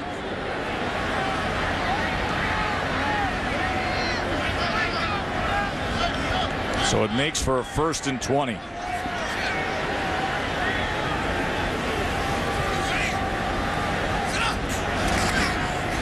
Kalaris keeps it himself. ABC's Saturday Night Football. Oklahoma trying to maintain that top spot in the BCS rankings, facing Mizzou.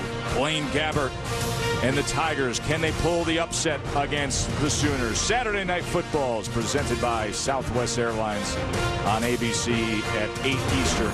How good has Landry Jones been on the deep ball this year? He's been solid. DeMarco Murray, a Heisman contender as well. Kalaris now. Binns was wide open. And Binns has first down yardage. Nicely done. 2-receiver route over there. Faking the short throw to Woods. That pump fake pulls up the defense, and Binns is able to sneak behind and wait for that ball. Where you see the fake screen.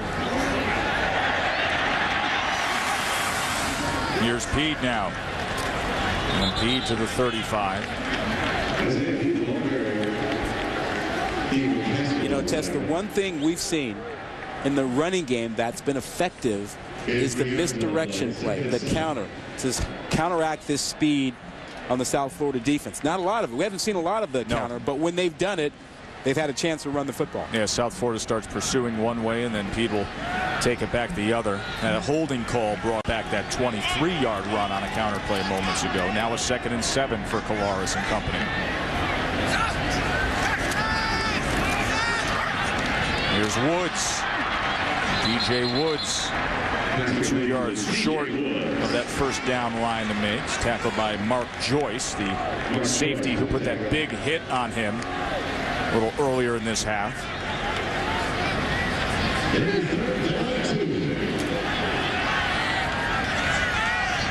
This is the area when South Florida starts to bring pressure.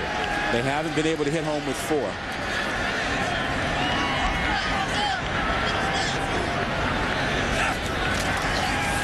Peed goes diving for it and comes up short as Sabbath Joseph got to him. Terrence McClain undercut him.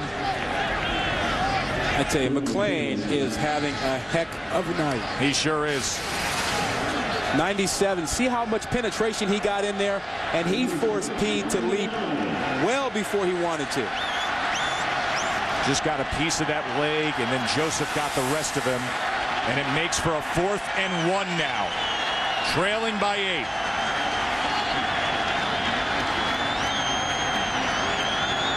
single coverage up top if they want to take a shot at it. That's Binns. Instead, it's Colares. I don't think he got it. A wall of white met Zach Colares.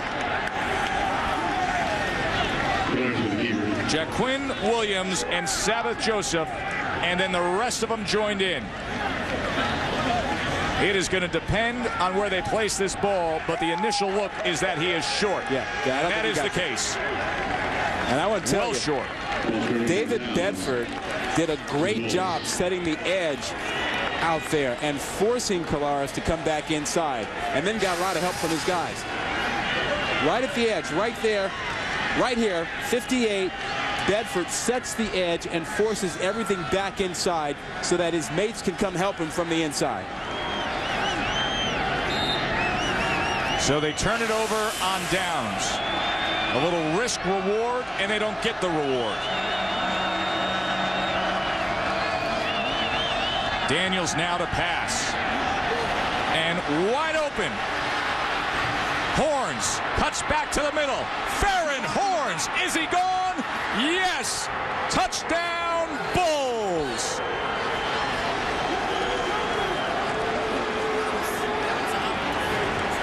Missed tackle by Drew Fry, and Horns goes 70 yards. What a swing. Defense turns to offense. The stop on 4th down, and the big play from B.J. Daniels to Farron Horns.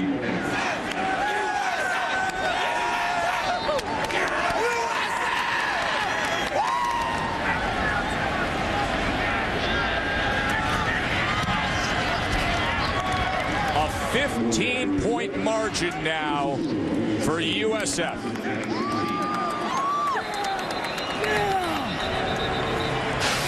But yes, they're going to bite on the fake so badly. Here's Horns now. He's going to get out here, but watch what happens in the secondary. They completely lose what's going on here, and they get caught up right here. No one takes control. No one falls off in coverage. They jump on the fake to the outside, and Horns is down the field by himself and gets a great block from one of his teammates coming in late to free him up.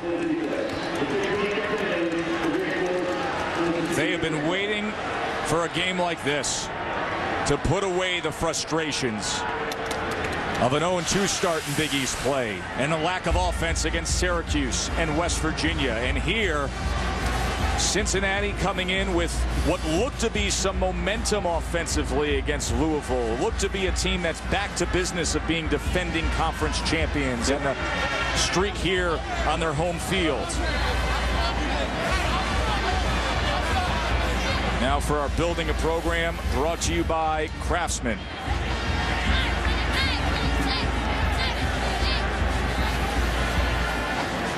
There are a number of first-year coaches in the Big East. We saw Charlie Strong last week, Butch Jones last weekend this week. But how about what Skip Holtz has had to deal with? Came over from East Carolina, a program expected to win here, bringing in his new approach on offense, and they had a bunch of injuries in wide receiver, and now you see them start to come along. Talked about the fact that this receiving core, he slapped them together because of graduation and injuries. He called them the land of the misfit toys. Well, those misfits coming up big.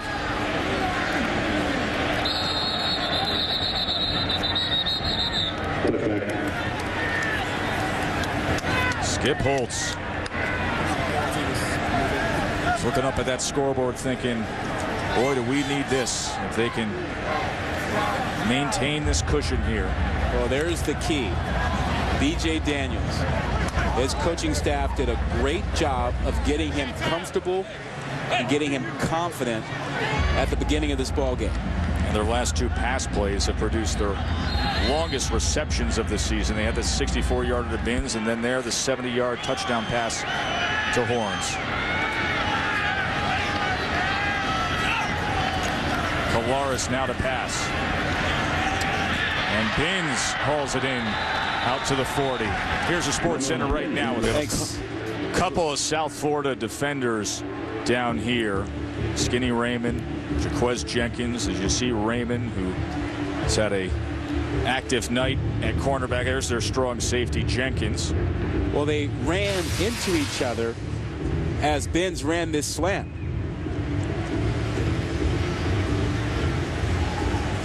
It's like it was the right leg of Raymond that somehow connected with Jenkins.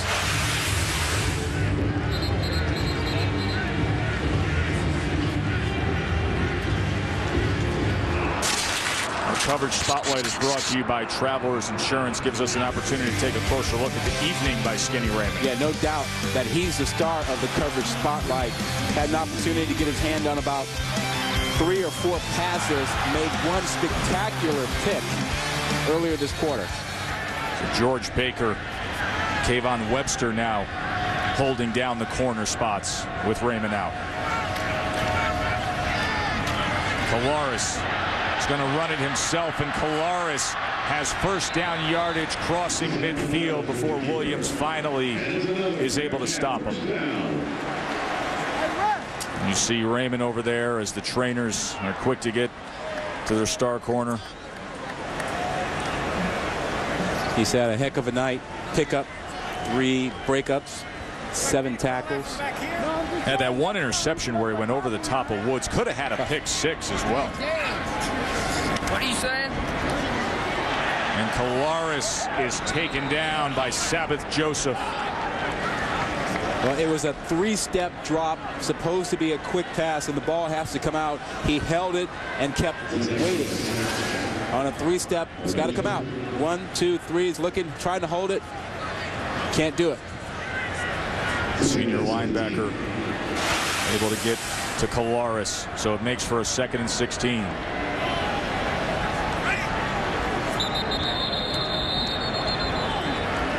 And that'll end the third. A quarter that saw the Bulls offense start to click. Big 70-yard touchdown pass has them up 31-16.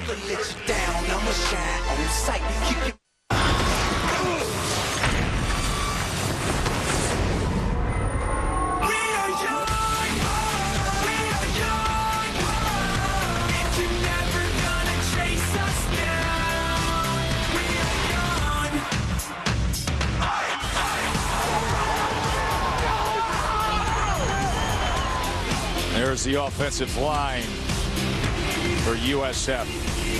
They have paved the way to let their offense get on the board with a 31-16 lead. Kolaris now for Cincinnati. He's got a block in front. And Kolaris still on his feet as he is able to pick up a first down on what was a 2nd and 17. You see the center, Jason Kelsey, out there in front row. Nice job by Kelsey, one of the leaders up front. Intense guy. How about Kolaris? He doesn't go down. He is one of those quarterbacks. He's from Steubenville. Can't go down. Tough guy, hard-nosed player. Had a 75-yard touchdown run last year against USF. He's going to take a shot here. And that is incomplete, as it was well defended by George Baker. He was looking to try to take another shot. Our game summary.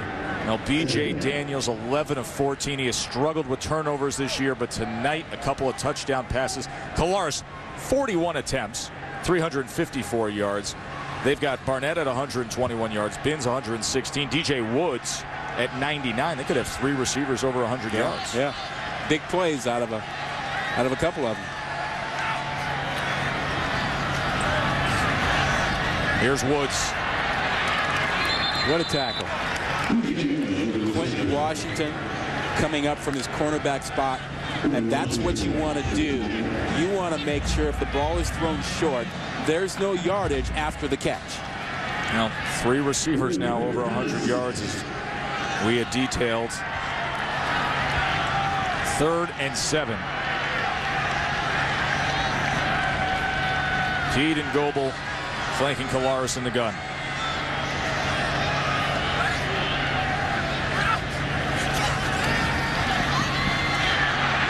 Chase down, just tries to get rid of it. A penalty marker comes in as it was incomplete. Giddens was pressuring Kolaris and started to wrap him up. I think Kelsey tried to catch it, the center. Can't do that. Yep. I think that's what the flag is. That would be an illegal touch. Now the offensive lineman touching that forward pass. We'll see what the call is here with referee John McDade. That would also be a loss of down, would it not, Rod? Number 23, the receiver, was eligible and in the vicinity. However, the pass was first touched by number 6 in the offense. This is illegal touching. 5-yard penalty, 3rd down. So it is just a 5-yard penalty. And they call for that to be a 3rd down. Hey, Tess, let's take a look at the pressure that comes in that causes the problem here. This entire play. It's Giddens coming in from the right side, right up the middle, blows up this play, and at the very end of it, you saw Kelsey, the center, trying to reach out and grab it. And you know, Pede was standing there on the other end of that desperation effort from Kolaris before big Jason Kelsey put up his paw. And now they are indeed reversing what McDade had said, and they are saying that it is 4th down, that the loss of down does apply. So it is indeed a loss of down on illegal touching. And they're going for it on 4th and 6.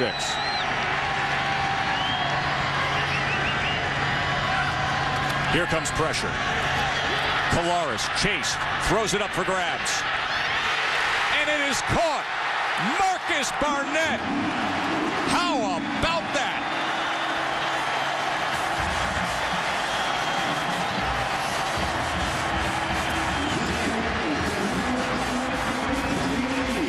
Patrick Hampton was coming after Kolaris. He said, hey, 4th down, trailing by 15. Let's try to buy that lottery ticket. And Barnett cashed it. Well, Kolaris made this play with his feet. His ability to get to the edge and that athleticism, getting the ball out there. Play is under review. Let's see the possession here by Barnett. Well, once you leave your feet, you have to come back down with the ball in control. You cannot lose control and still have it ruled a catch. It looks like he has that all the way around. Now he got away with a little bit of a push on Raymond at the end there, but that hand is underneath the ball. He rolls over with it, comes up with it. I didn't see any possession lost in that entire time as he came down with the ball. If I'm Raymond, I'm a little irritated that there's a little push off at the end. See the left hand in the back? He gets away with a little push off there. That's not called, and he's definitely, in my view, has possession when he rolls over. Clear review. The call on the field is confirmed.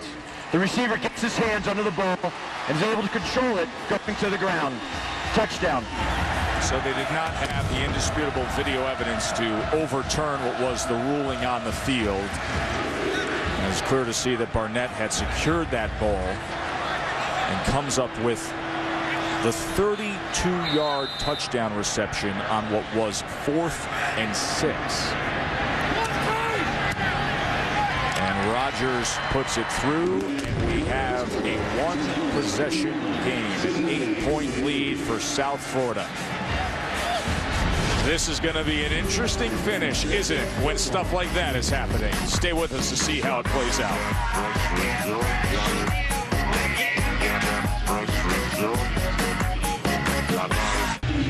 Looking forward to see what Reese and the guys will be revealing with Oklahoma, of course, playing Mizzou tomorrow night, the BCS Countdown Show. You know, every Sunday now becomes appointment TV because you got to see the new rankings. Well, where yeah, everything stands. Well, you want to have that, but then we also get to have the Heismanology segment that you handle. That's the other race everybody's watching. That race is getting closer and more interesting.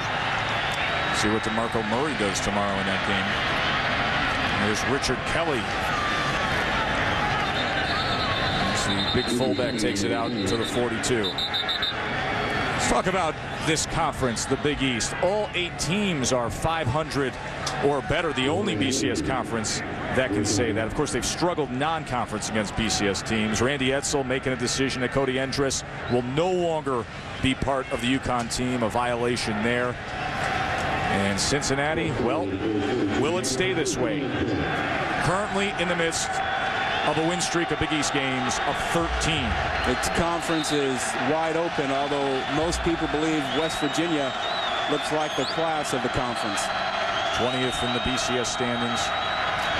Here is Demetrius Murray, and South Florida is trying to be the first to beat Cincinnati since October of 2008 in conference play. Up 8 right now here in the 4th. Speaking of West Virginia, we will see them next week against Connecticut. See what they have to offer in this Big East race. Connecticut is at Louisville tomorrow on ESPNU.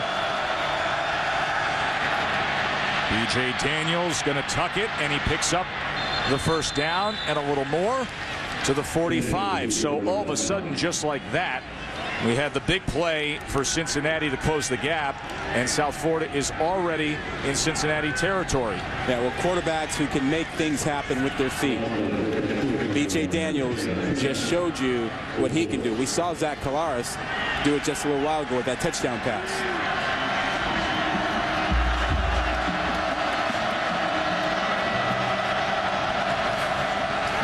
Daniels to pass on first down, and he gets it complete to Evan Landy. So some of the streaks that are on the line here for Cincinnati. Quite a few. Big East 13 games against South Florida. They have won 4 straight.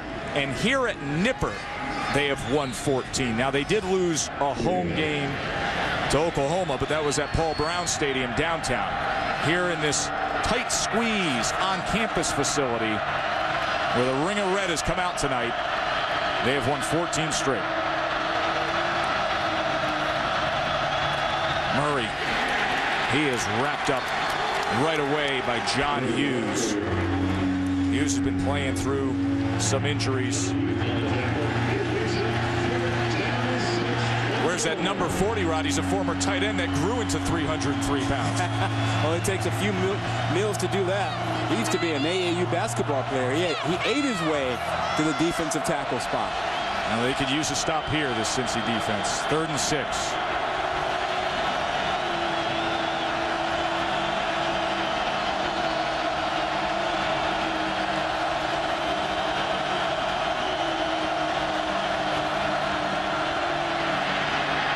Daniels, first down. Murray out of the backfield. Still going inside the 10, inside the 5. And he is marked down at about the 3-yard line. What a big play by B.J. Daniels. Absolutely. He made this play with his feet. It was the threat of the run that brought the coverage up. Once he pulls everybody up, it's easy to drop the ball over to Murray. That's B.J. Daniels making that play with his feet. On a critical 3rd down, they pick up 39 yards. Full house backfield. Murray. He's going to be marked just short of that goal line.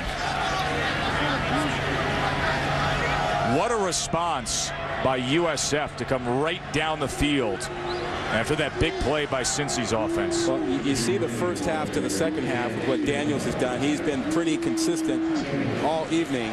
And on this drive, he's made 2 big plays with his feet. And that's how they've come back and answered so quickly, or they're about to answer. And no turnovers. Remember, he came in with 10 picks. 2nd and goal now. That power backfield. Loses the ball now.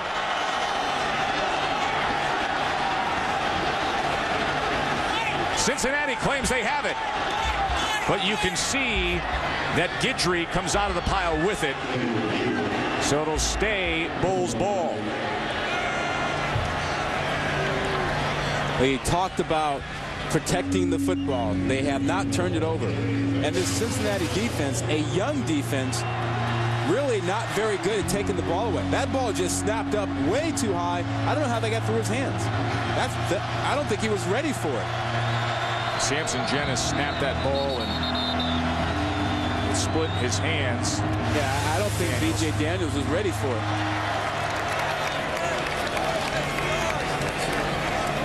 So a timeout is taken by USF. College football presented by Kay Jewelers on ABC or ESPN, 3:30 Eastern. Big Ten action, Wisconsin against Iowa. You got Nebraska at Oklahoma State. You know, Big John Clay.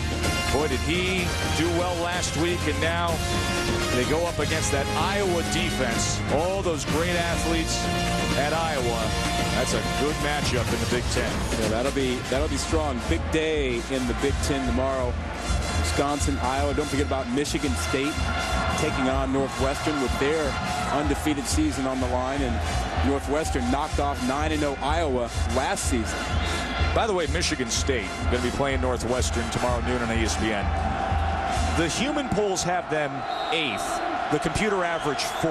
They're one of those teams you want to be careful with in the BCS standings. No doubt. Watch out what they can do. Here's your 3rd and goal for B.J. Daniels and USF. He's going to keep it himself. Can he get to the edge? Yes. B.J. Daniels. He adds to his big night. And USF, a flag came in late. If it stands, USF is going to have that cushion again. Ruling on the field is a touchdown. After the play, personal foul, kicking a player, number 95 in the defense. This 15-yard penalty will be enforced on the succeeding kickoff. Derek Wolf, a defensive tackle, with a 15-yarder for kicking a player at the end of that Daniels touchdown run.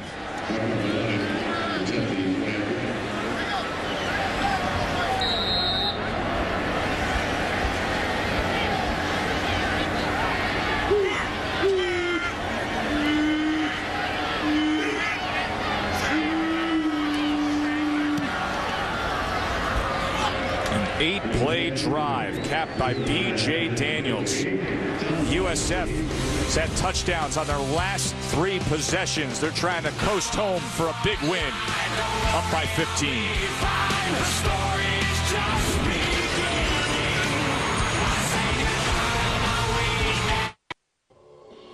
ESPN's College Football Primetime, brought to you by the new 2011 Lexus IS, wheel precision, and HP. Thinkers are great, but doers change the world. Let's do amazing. Now it's that Halloween season here in Cincinnati on the USS Nightmare. It was an operational tug for many years. And it's on the Ohio River. Been a haunted boat now for the last 19 years. There's no way. There is no way you'd get me in there. No way. You're not going for that right there? No way. You don't want her coming to dinner? Man, oh man. Well, the Cincinnati fans are feeling like things have been a little haunted here as B.J. Daniels has broken loose after what has been a frustrating offensive season. Butch Jones watching Daniels tear up his defense for a couple touchdowns rushing, a couple passing. 13 of 16 passing for Daniels without throwing an interception. He came in with 10. 38 points by this team. There's no way you would have expected that out of this offense. Where would you have ever come up with USF scoring 38 at this juncture of this game when they went 2 straight games without an offensive touchdown?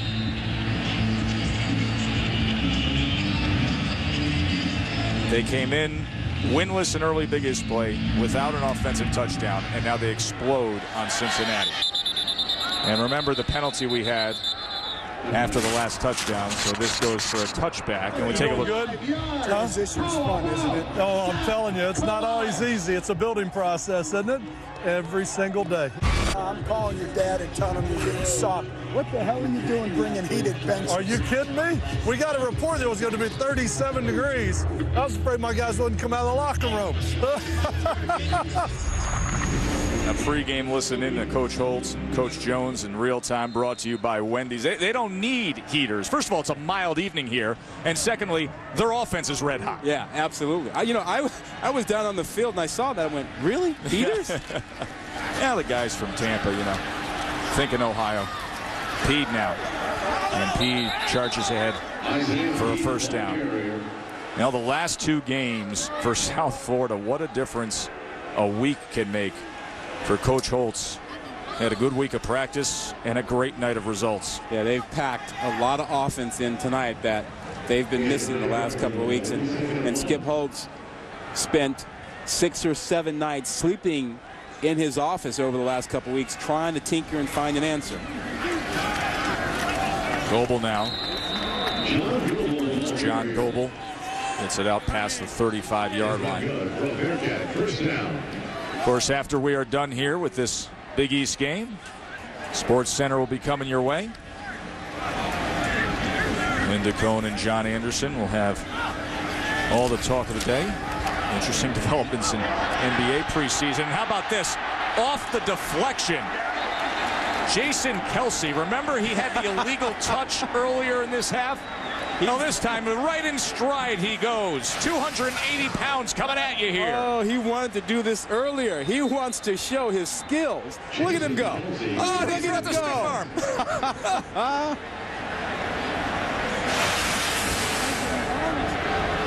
The senior center. They put the ball away. He's going stiff arm here. And now a late flag comes in after they huddled. He's an eligible receiver. The legal touch was touched by number 23 in the backfield, and then caught by his teammate, number 60. There's illegal touching. 5-yard penalty, first down. Now they made the point to say the backfield. Watch and see, does this cross the line of scrimmage?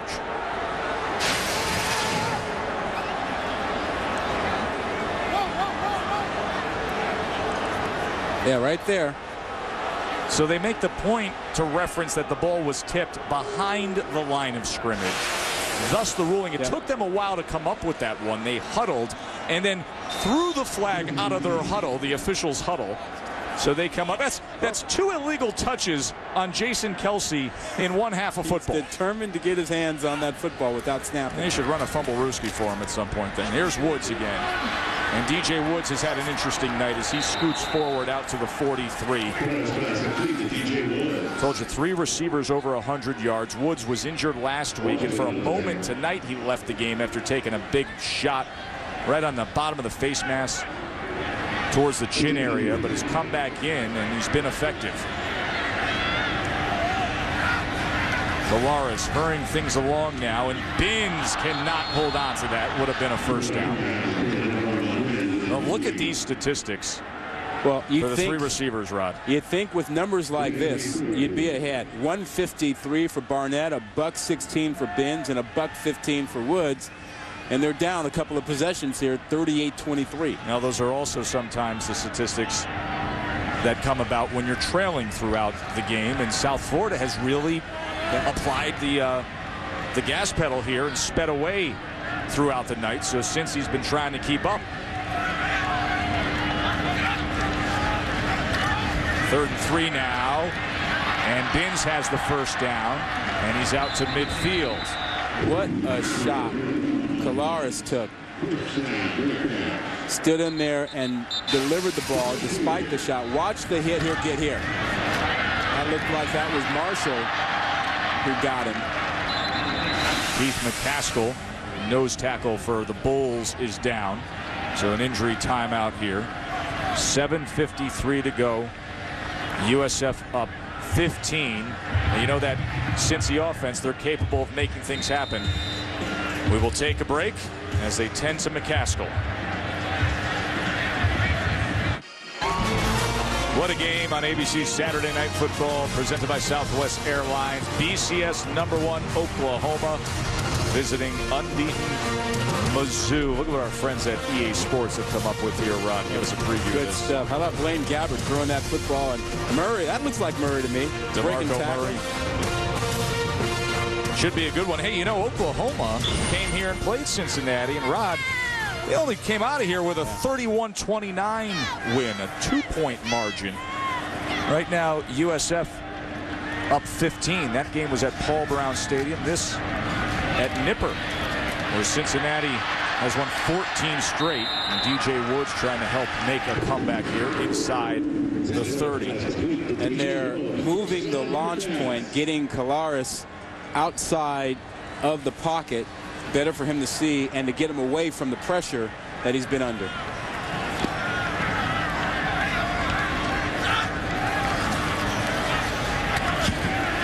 Binns. Penalty marker came in.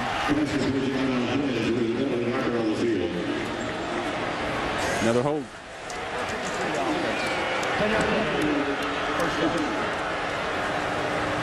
It's Randy Martinez. They got him with a hold. Now the Texas Rangers, Rod, have eliminated the New York Yankees. They are headed to the World Series. So for those of you maybe are coming over and just joining us, this has been a wildly entertaining game of Big East action, as USF had gone 2 straight games without an offensive touchdown, came into Big East play here 0-2, and they put up 38 against Cincinnati, the 2-time defending conference champs who have won 14 straight games here at Nippert Stadium. Number 66 offense. 5-yard penalty. First down. 11 Cincinnati penalties tonight for 110 yards, and that is not a happy Butch Jones. No, and what's at stake tonight is South Florida seeking their first Big East win this season, and Cincinnati a few streaks on the line, including 13 straight Big East wins. 2 years they've gone without dropping a conference game. Of course, back-to-back BCS bowls for the Bearcats. Kalaris and Barnett. Barnett has had a huge night as they've been trying to keep pace with all this Bulls scoring, and the receivers have benefited. Now, Tess, you know, they've gone hurry-up offense, and if you go out of bounds now, you're not within the stopping the clock permanently, only temporarily until you get back to the field. Empty backfield for Kalaris, little pump, and then over the middle to Gooddooley, his tight end. Sam Barrington was quick to collapse on Ben Gooddooley. And this hurry-up offense isn't all that different from the normal pace that Cincinnati uses. Exactly. So 3rd and 8 now for Kalaris and the Bearcats.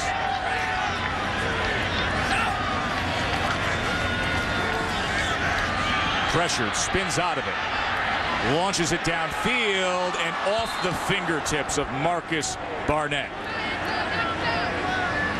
Barnett gave a good effort to turn around and reach up for it, but instead it'll be a 4th and 8. How about Kalaris being able to spin out of the pressure and keep the play alive?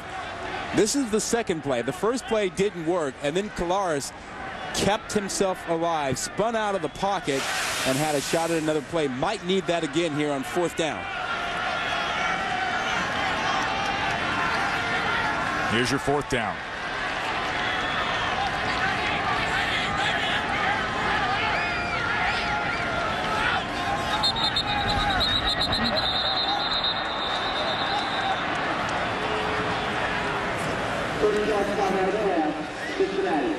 So just before the snap, a timeout called by Cincinnati.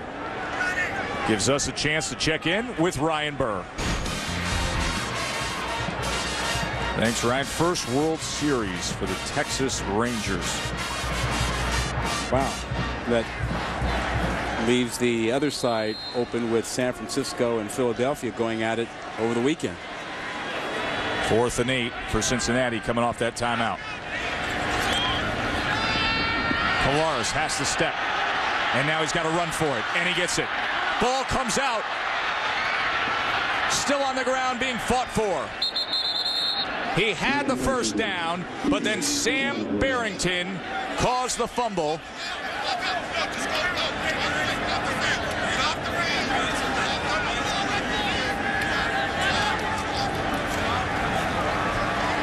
Marcus Barnett came up with it. Well, he's been everywhere tonight, hasn't he? Wow. It looked like that ball was lying there for South Florida, but Barnett somehow got in there to come up with it.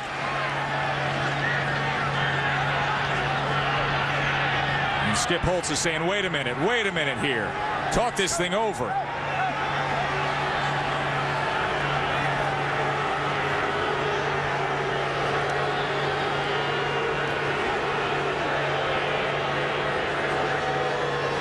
Butch Jones arguing his case. Skip Holtz waiting patiently. The ruling on the field is that the ball was fumbled by the runner on 4th down at the 15-yard line. It was subsequently recovered by Cincinnati, but will be returned to the spot of the fumble. 1st down. Zach Colares being the runner on 4th down. Yeah, only he can get that. Can't advance that ball. Remember the old Dave Casper play? Yeah, of course. Where the Raiders fumbled the ball forward, kept fumbling it forward because they got a touchdown against San Diego. Well, that rule has been in for a while to address that situation. And because it was recovered forward of the spot of the fumble, they had to come in and deal with that. Up high and Binns, touchdown. Armand Binns made it dramatic, didn't he? Wow. Colares found the single coverage, and watch Binns go up. Highest point. That is a great job. Comes back down with the ball. Now the question is, possession. You have to come back down to the ground with the ball.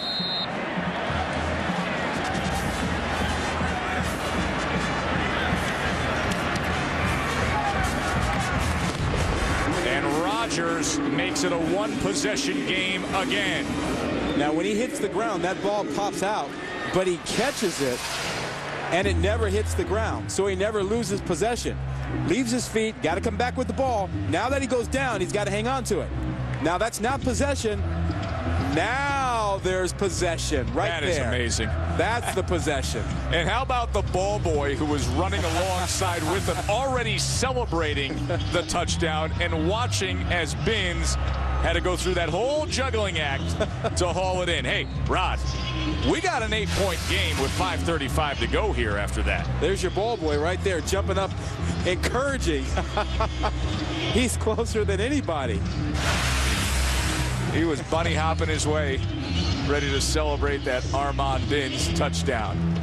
Reminder that Sports Center will be coming up after our game here.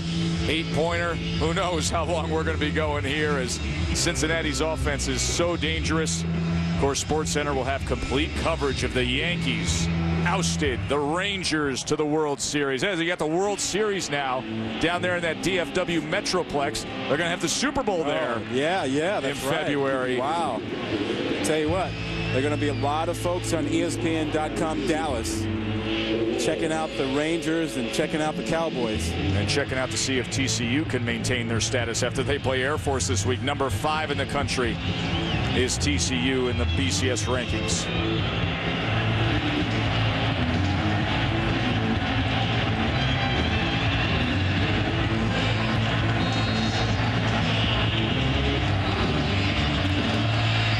Rodgers kick deep as everybody was up just in case, and Lamar fields it at the 1.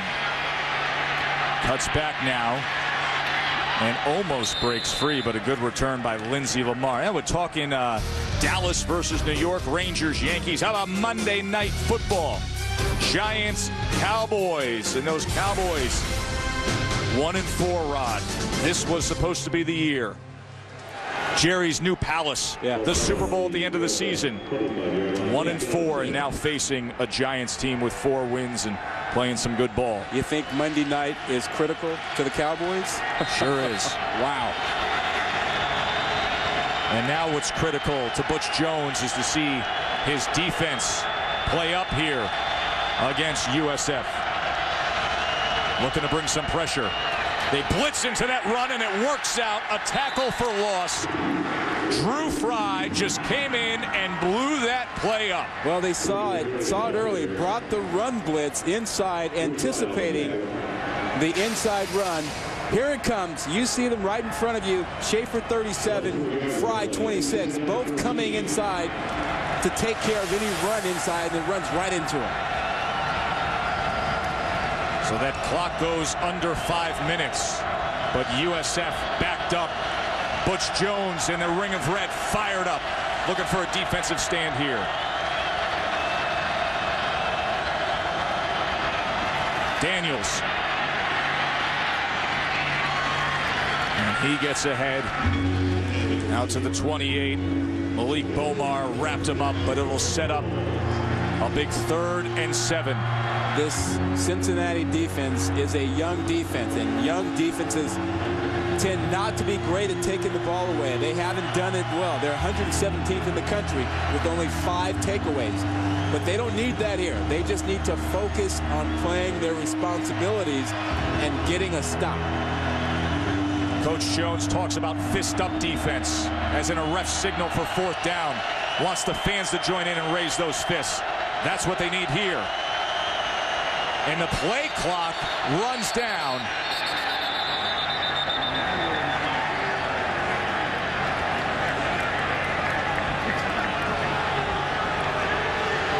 Prior to the play clock expiring, charge timeout, 2nd of the half, South Florida. So they just get it in.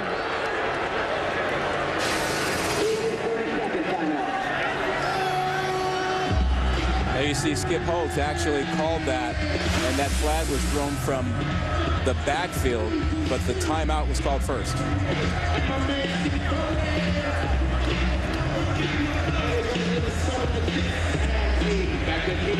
Our playing favorites brought to you by Pizza Hut. Well, had a few favorites to choose from, but how about this one? B.J. Daniels, best game he's had all season long. Came out, ran the ball well early, and then dropped a couple of beautiful passes. One to Landy, comes back with one to Bogan, and then once again comes out and finds his receiver, Horns, before he jogged into the end zone for his 2nd running touchdown of the evening. And he's your playing favorite tonight. Facing a critical 3rd down here, as Cincy's trying to get possession back, trailing by 8. Option. Horns wrapped up. Bomar and Richardson, and that ring of red has hope. That is a young defense. 8 sophomores. Only a couple of seniors out there, and they rose to the occasion. The youngest defense among the BCS schools.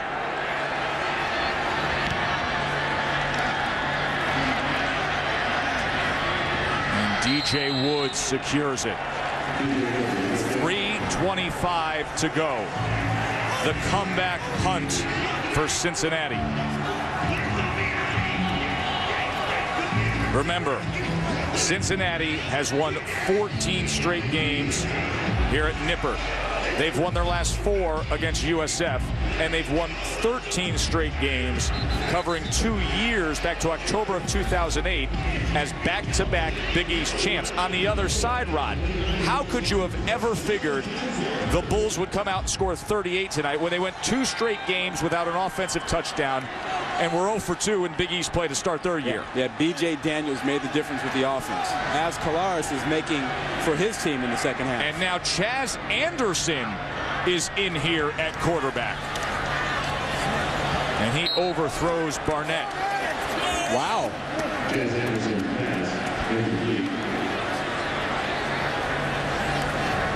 Zach Kalaris not in the game right now at this critical juncture. As you look over there to the sideline, the helmet is not next to him. Wow. So Chaz Anderson, the junior quarterback, will have to take it home from here. And he is sacked. Sabbath Joseph gets to Anderson. Well, it is a tough situation for Chaz Anderson. You've been on the sideline for more than 3 hours, cold, and you have to come in and lead your team to perhaps a tying touchdown. totally unprepared. But this young man played very well a couple years ago in a starting role against Marshall and Rutgers and got a couple wins for his team. Well, the trainers were tending to Kolaris when he came off the field last time. And now Pede, unable to get the first down. Did he stay on his feet? That's going to be close depending on the mark. I cannot believe that Pede was able to maintain his balance there, but somehow, some way he did. An amazing feat of athleticism by Isaiah Pede. Watch this, Ron. He's a gymnast. Look at that. Now, how in the world did he pull that off? The only question was that right knee down? Left hand, elbow, does not touch down with the knee. Stunning acrobatics by Pede. Anderson. And he's able to get it to Barnett. Well, that play by Pede might be the thing that helps Anderson. A couple years ago, Tony Pike was injured, and Anderson beat Marshall and Rutgers. Tonight, he's got to try to pull off this comeback with Kolaris on the sideline.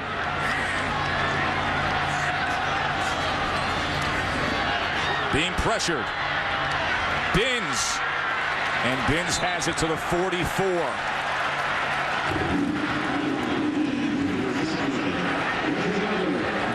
We have gotten word from the Cincinnati staff that Kolaris is being evaluated by the trainers. They have taken his helmet away, as you can see.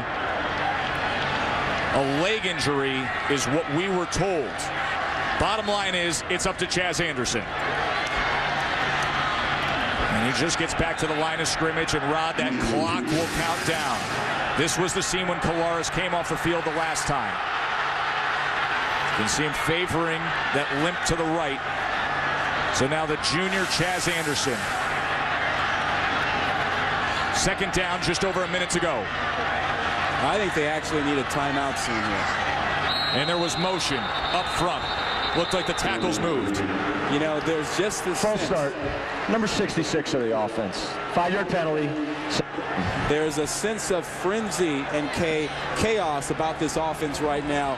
And I think they'd benefit from a timeout to calm everybody down for Cincinnati. They have plenty of time to score.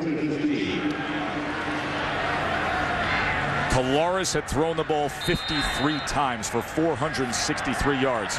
And then Chaz Anderson gets the tap on the shoulder and said, son, all right, now go pull it off. 2nd and 15 after the penalty. And he connects with Binns. And Binns looking to make a move. And he stays in bounds at the 35.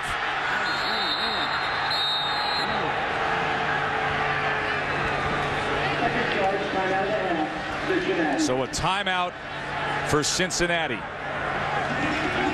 Yeah, they lost a lot of time. They've got 36 seconds left. I thought they needed a timeout a little sooner to calm everybody down, maybe avoid that 5-yard penalty that they got for illegal procedure. And now they've got one timeout in 36 seconds and about 35 yards to go. This is a high-pressured situation for Anderson to just step in cold like this. But the playmakers on the perimeter for Cincinnati, they do have the wide receivers that can beat you downfield in the vertical passing. He's got choices. He's got Binns out there who we've seen go up and make plays down the field in the end zone. He's got Barnett, who's had a tremendous night, and also DJ Woods, who's run some underneath routes and continue to get yards after the catch. So he's not without people who can help him get this done. It's not all on him. He just has to get the ball to his playmakers. And as we've seen with Armand Binns, the 6'4" downfield target, as we look at Zach Kolaris being tended to, you can just put the ball up and see what happens with this group. 3rd and 2 now. They bring pressure. Anderson downfield. Flag comes in. Quentin Washington's going to get called against Armand Binns. Pass interference. Number 2, defense. Penalty's 15 yards with automatic first down. Half a minute to go. 15 yards and a first down. Yeah, it's a right call. Washington never turns around, never looks for the ball. and starts pushing the receiver, clearly impeding him. It's a right call, but probably the right thing for him to do when he was going to get beat. There's Kolaris on the sideline, not able to help, but he saw that one right away. 400+ yards and now a cheerleader. Anderson sprints out, looking for options. He's going to run it and gets out. 23 seconds remain. Now you've got time. You've got a timeout, and you have 23 seconds. Plenty of time here. You can actually get Anderson out of the pocket again. You can run the ball. You can do a number of things here. You've got time. Sports Center will be coming your way in moments. First, this dramatic finish here in Cincinnati.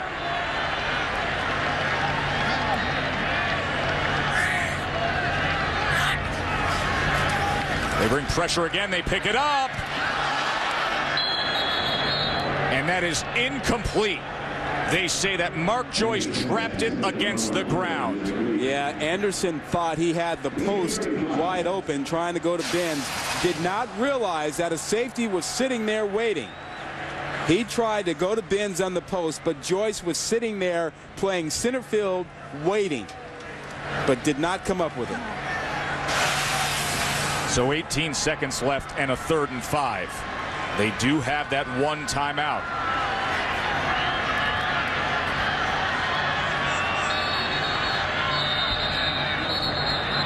And South Florida will talk things over. Third and last charge, timeout of the half, South Florida.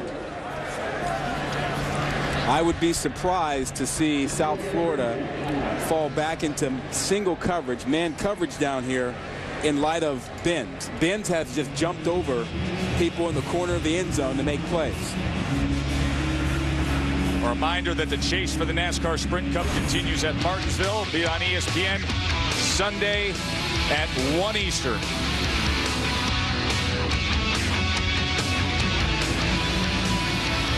Now these wide receivers have been speeding their way to the finish line all night long. The Cincy wide receivers. Barnett has 174 yards. Binns 158.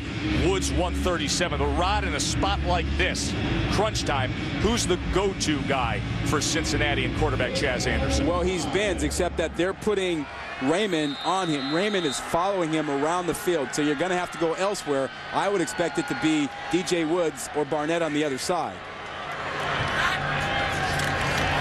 Anderson. Oh, Woods could not hold on to that. He was in stride, past the first down marker, and potentially going to run his way right into the end zone. So instead, a 4th down comes up. Yeah, South Florida has decided that Benz will not beat them. They've put their best cover guy over there and rolled their coverage that way. Kolaris sees it and sees a great pass to Woods that Woods could not hang on to. So 4th and 5. You got a timeout. You can use a timeout. If you don't like the play, you can use a timeout.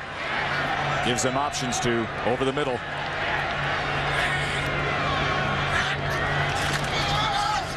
Anderson sprinting to the near side now.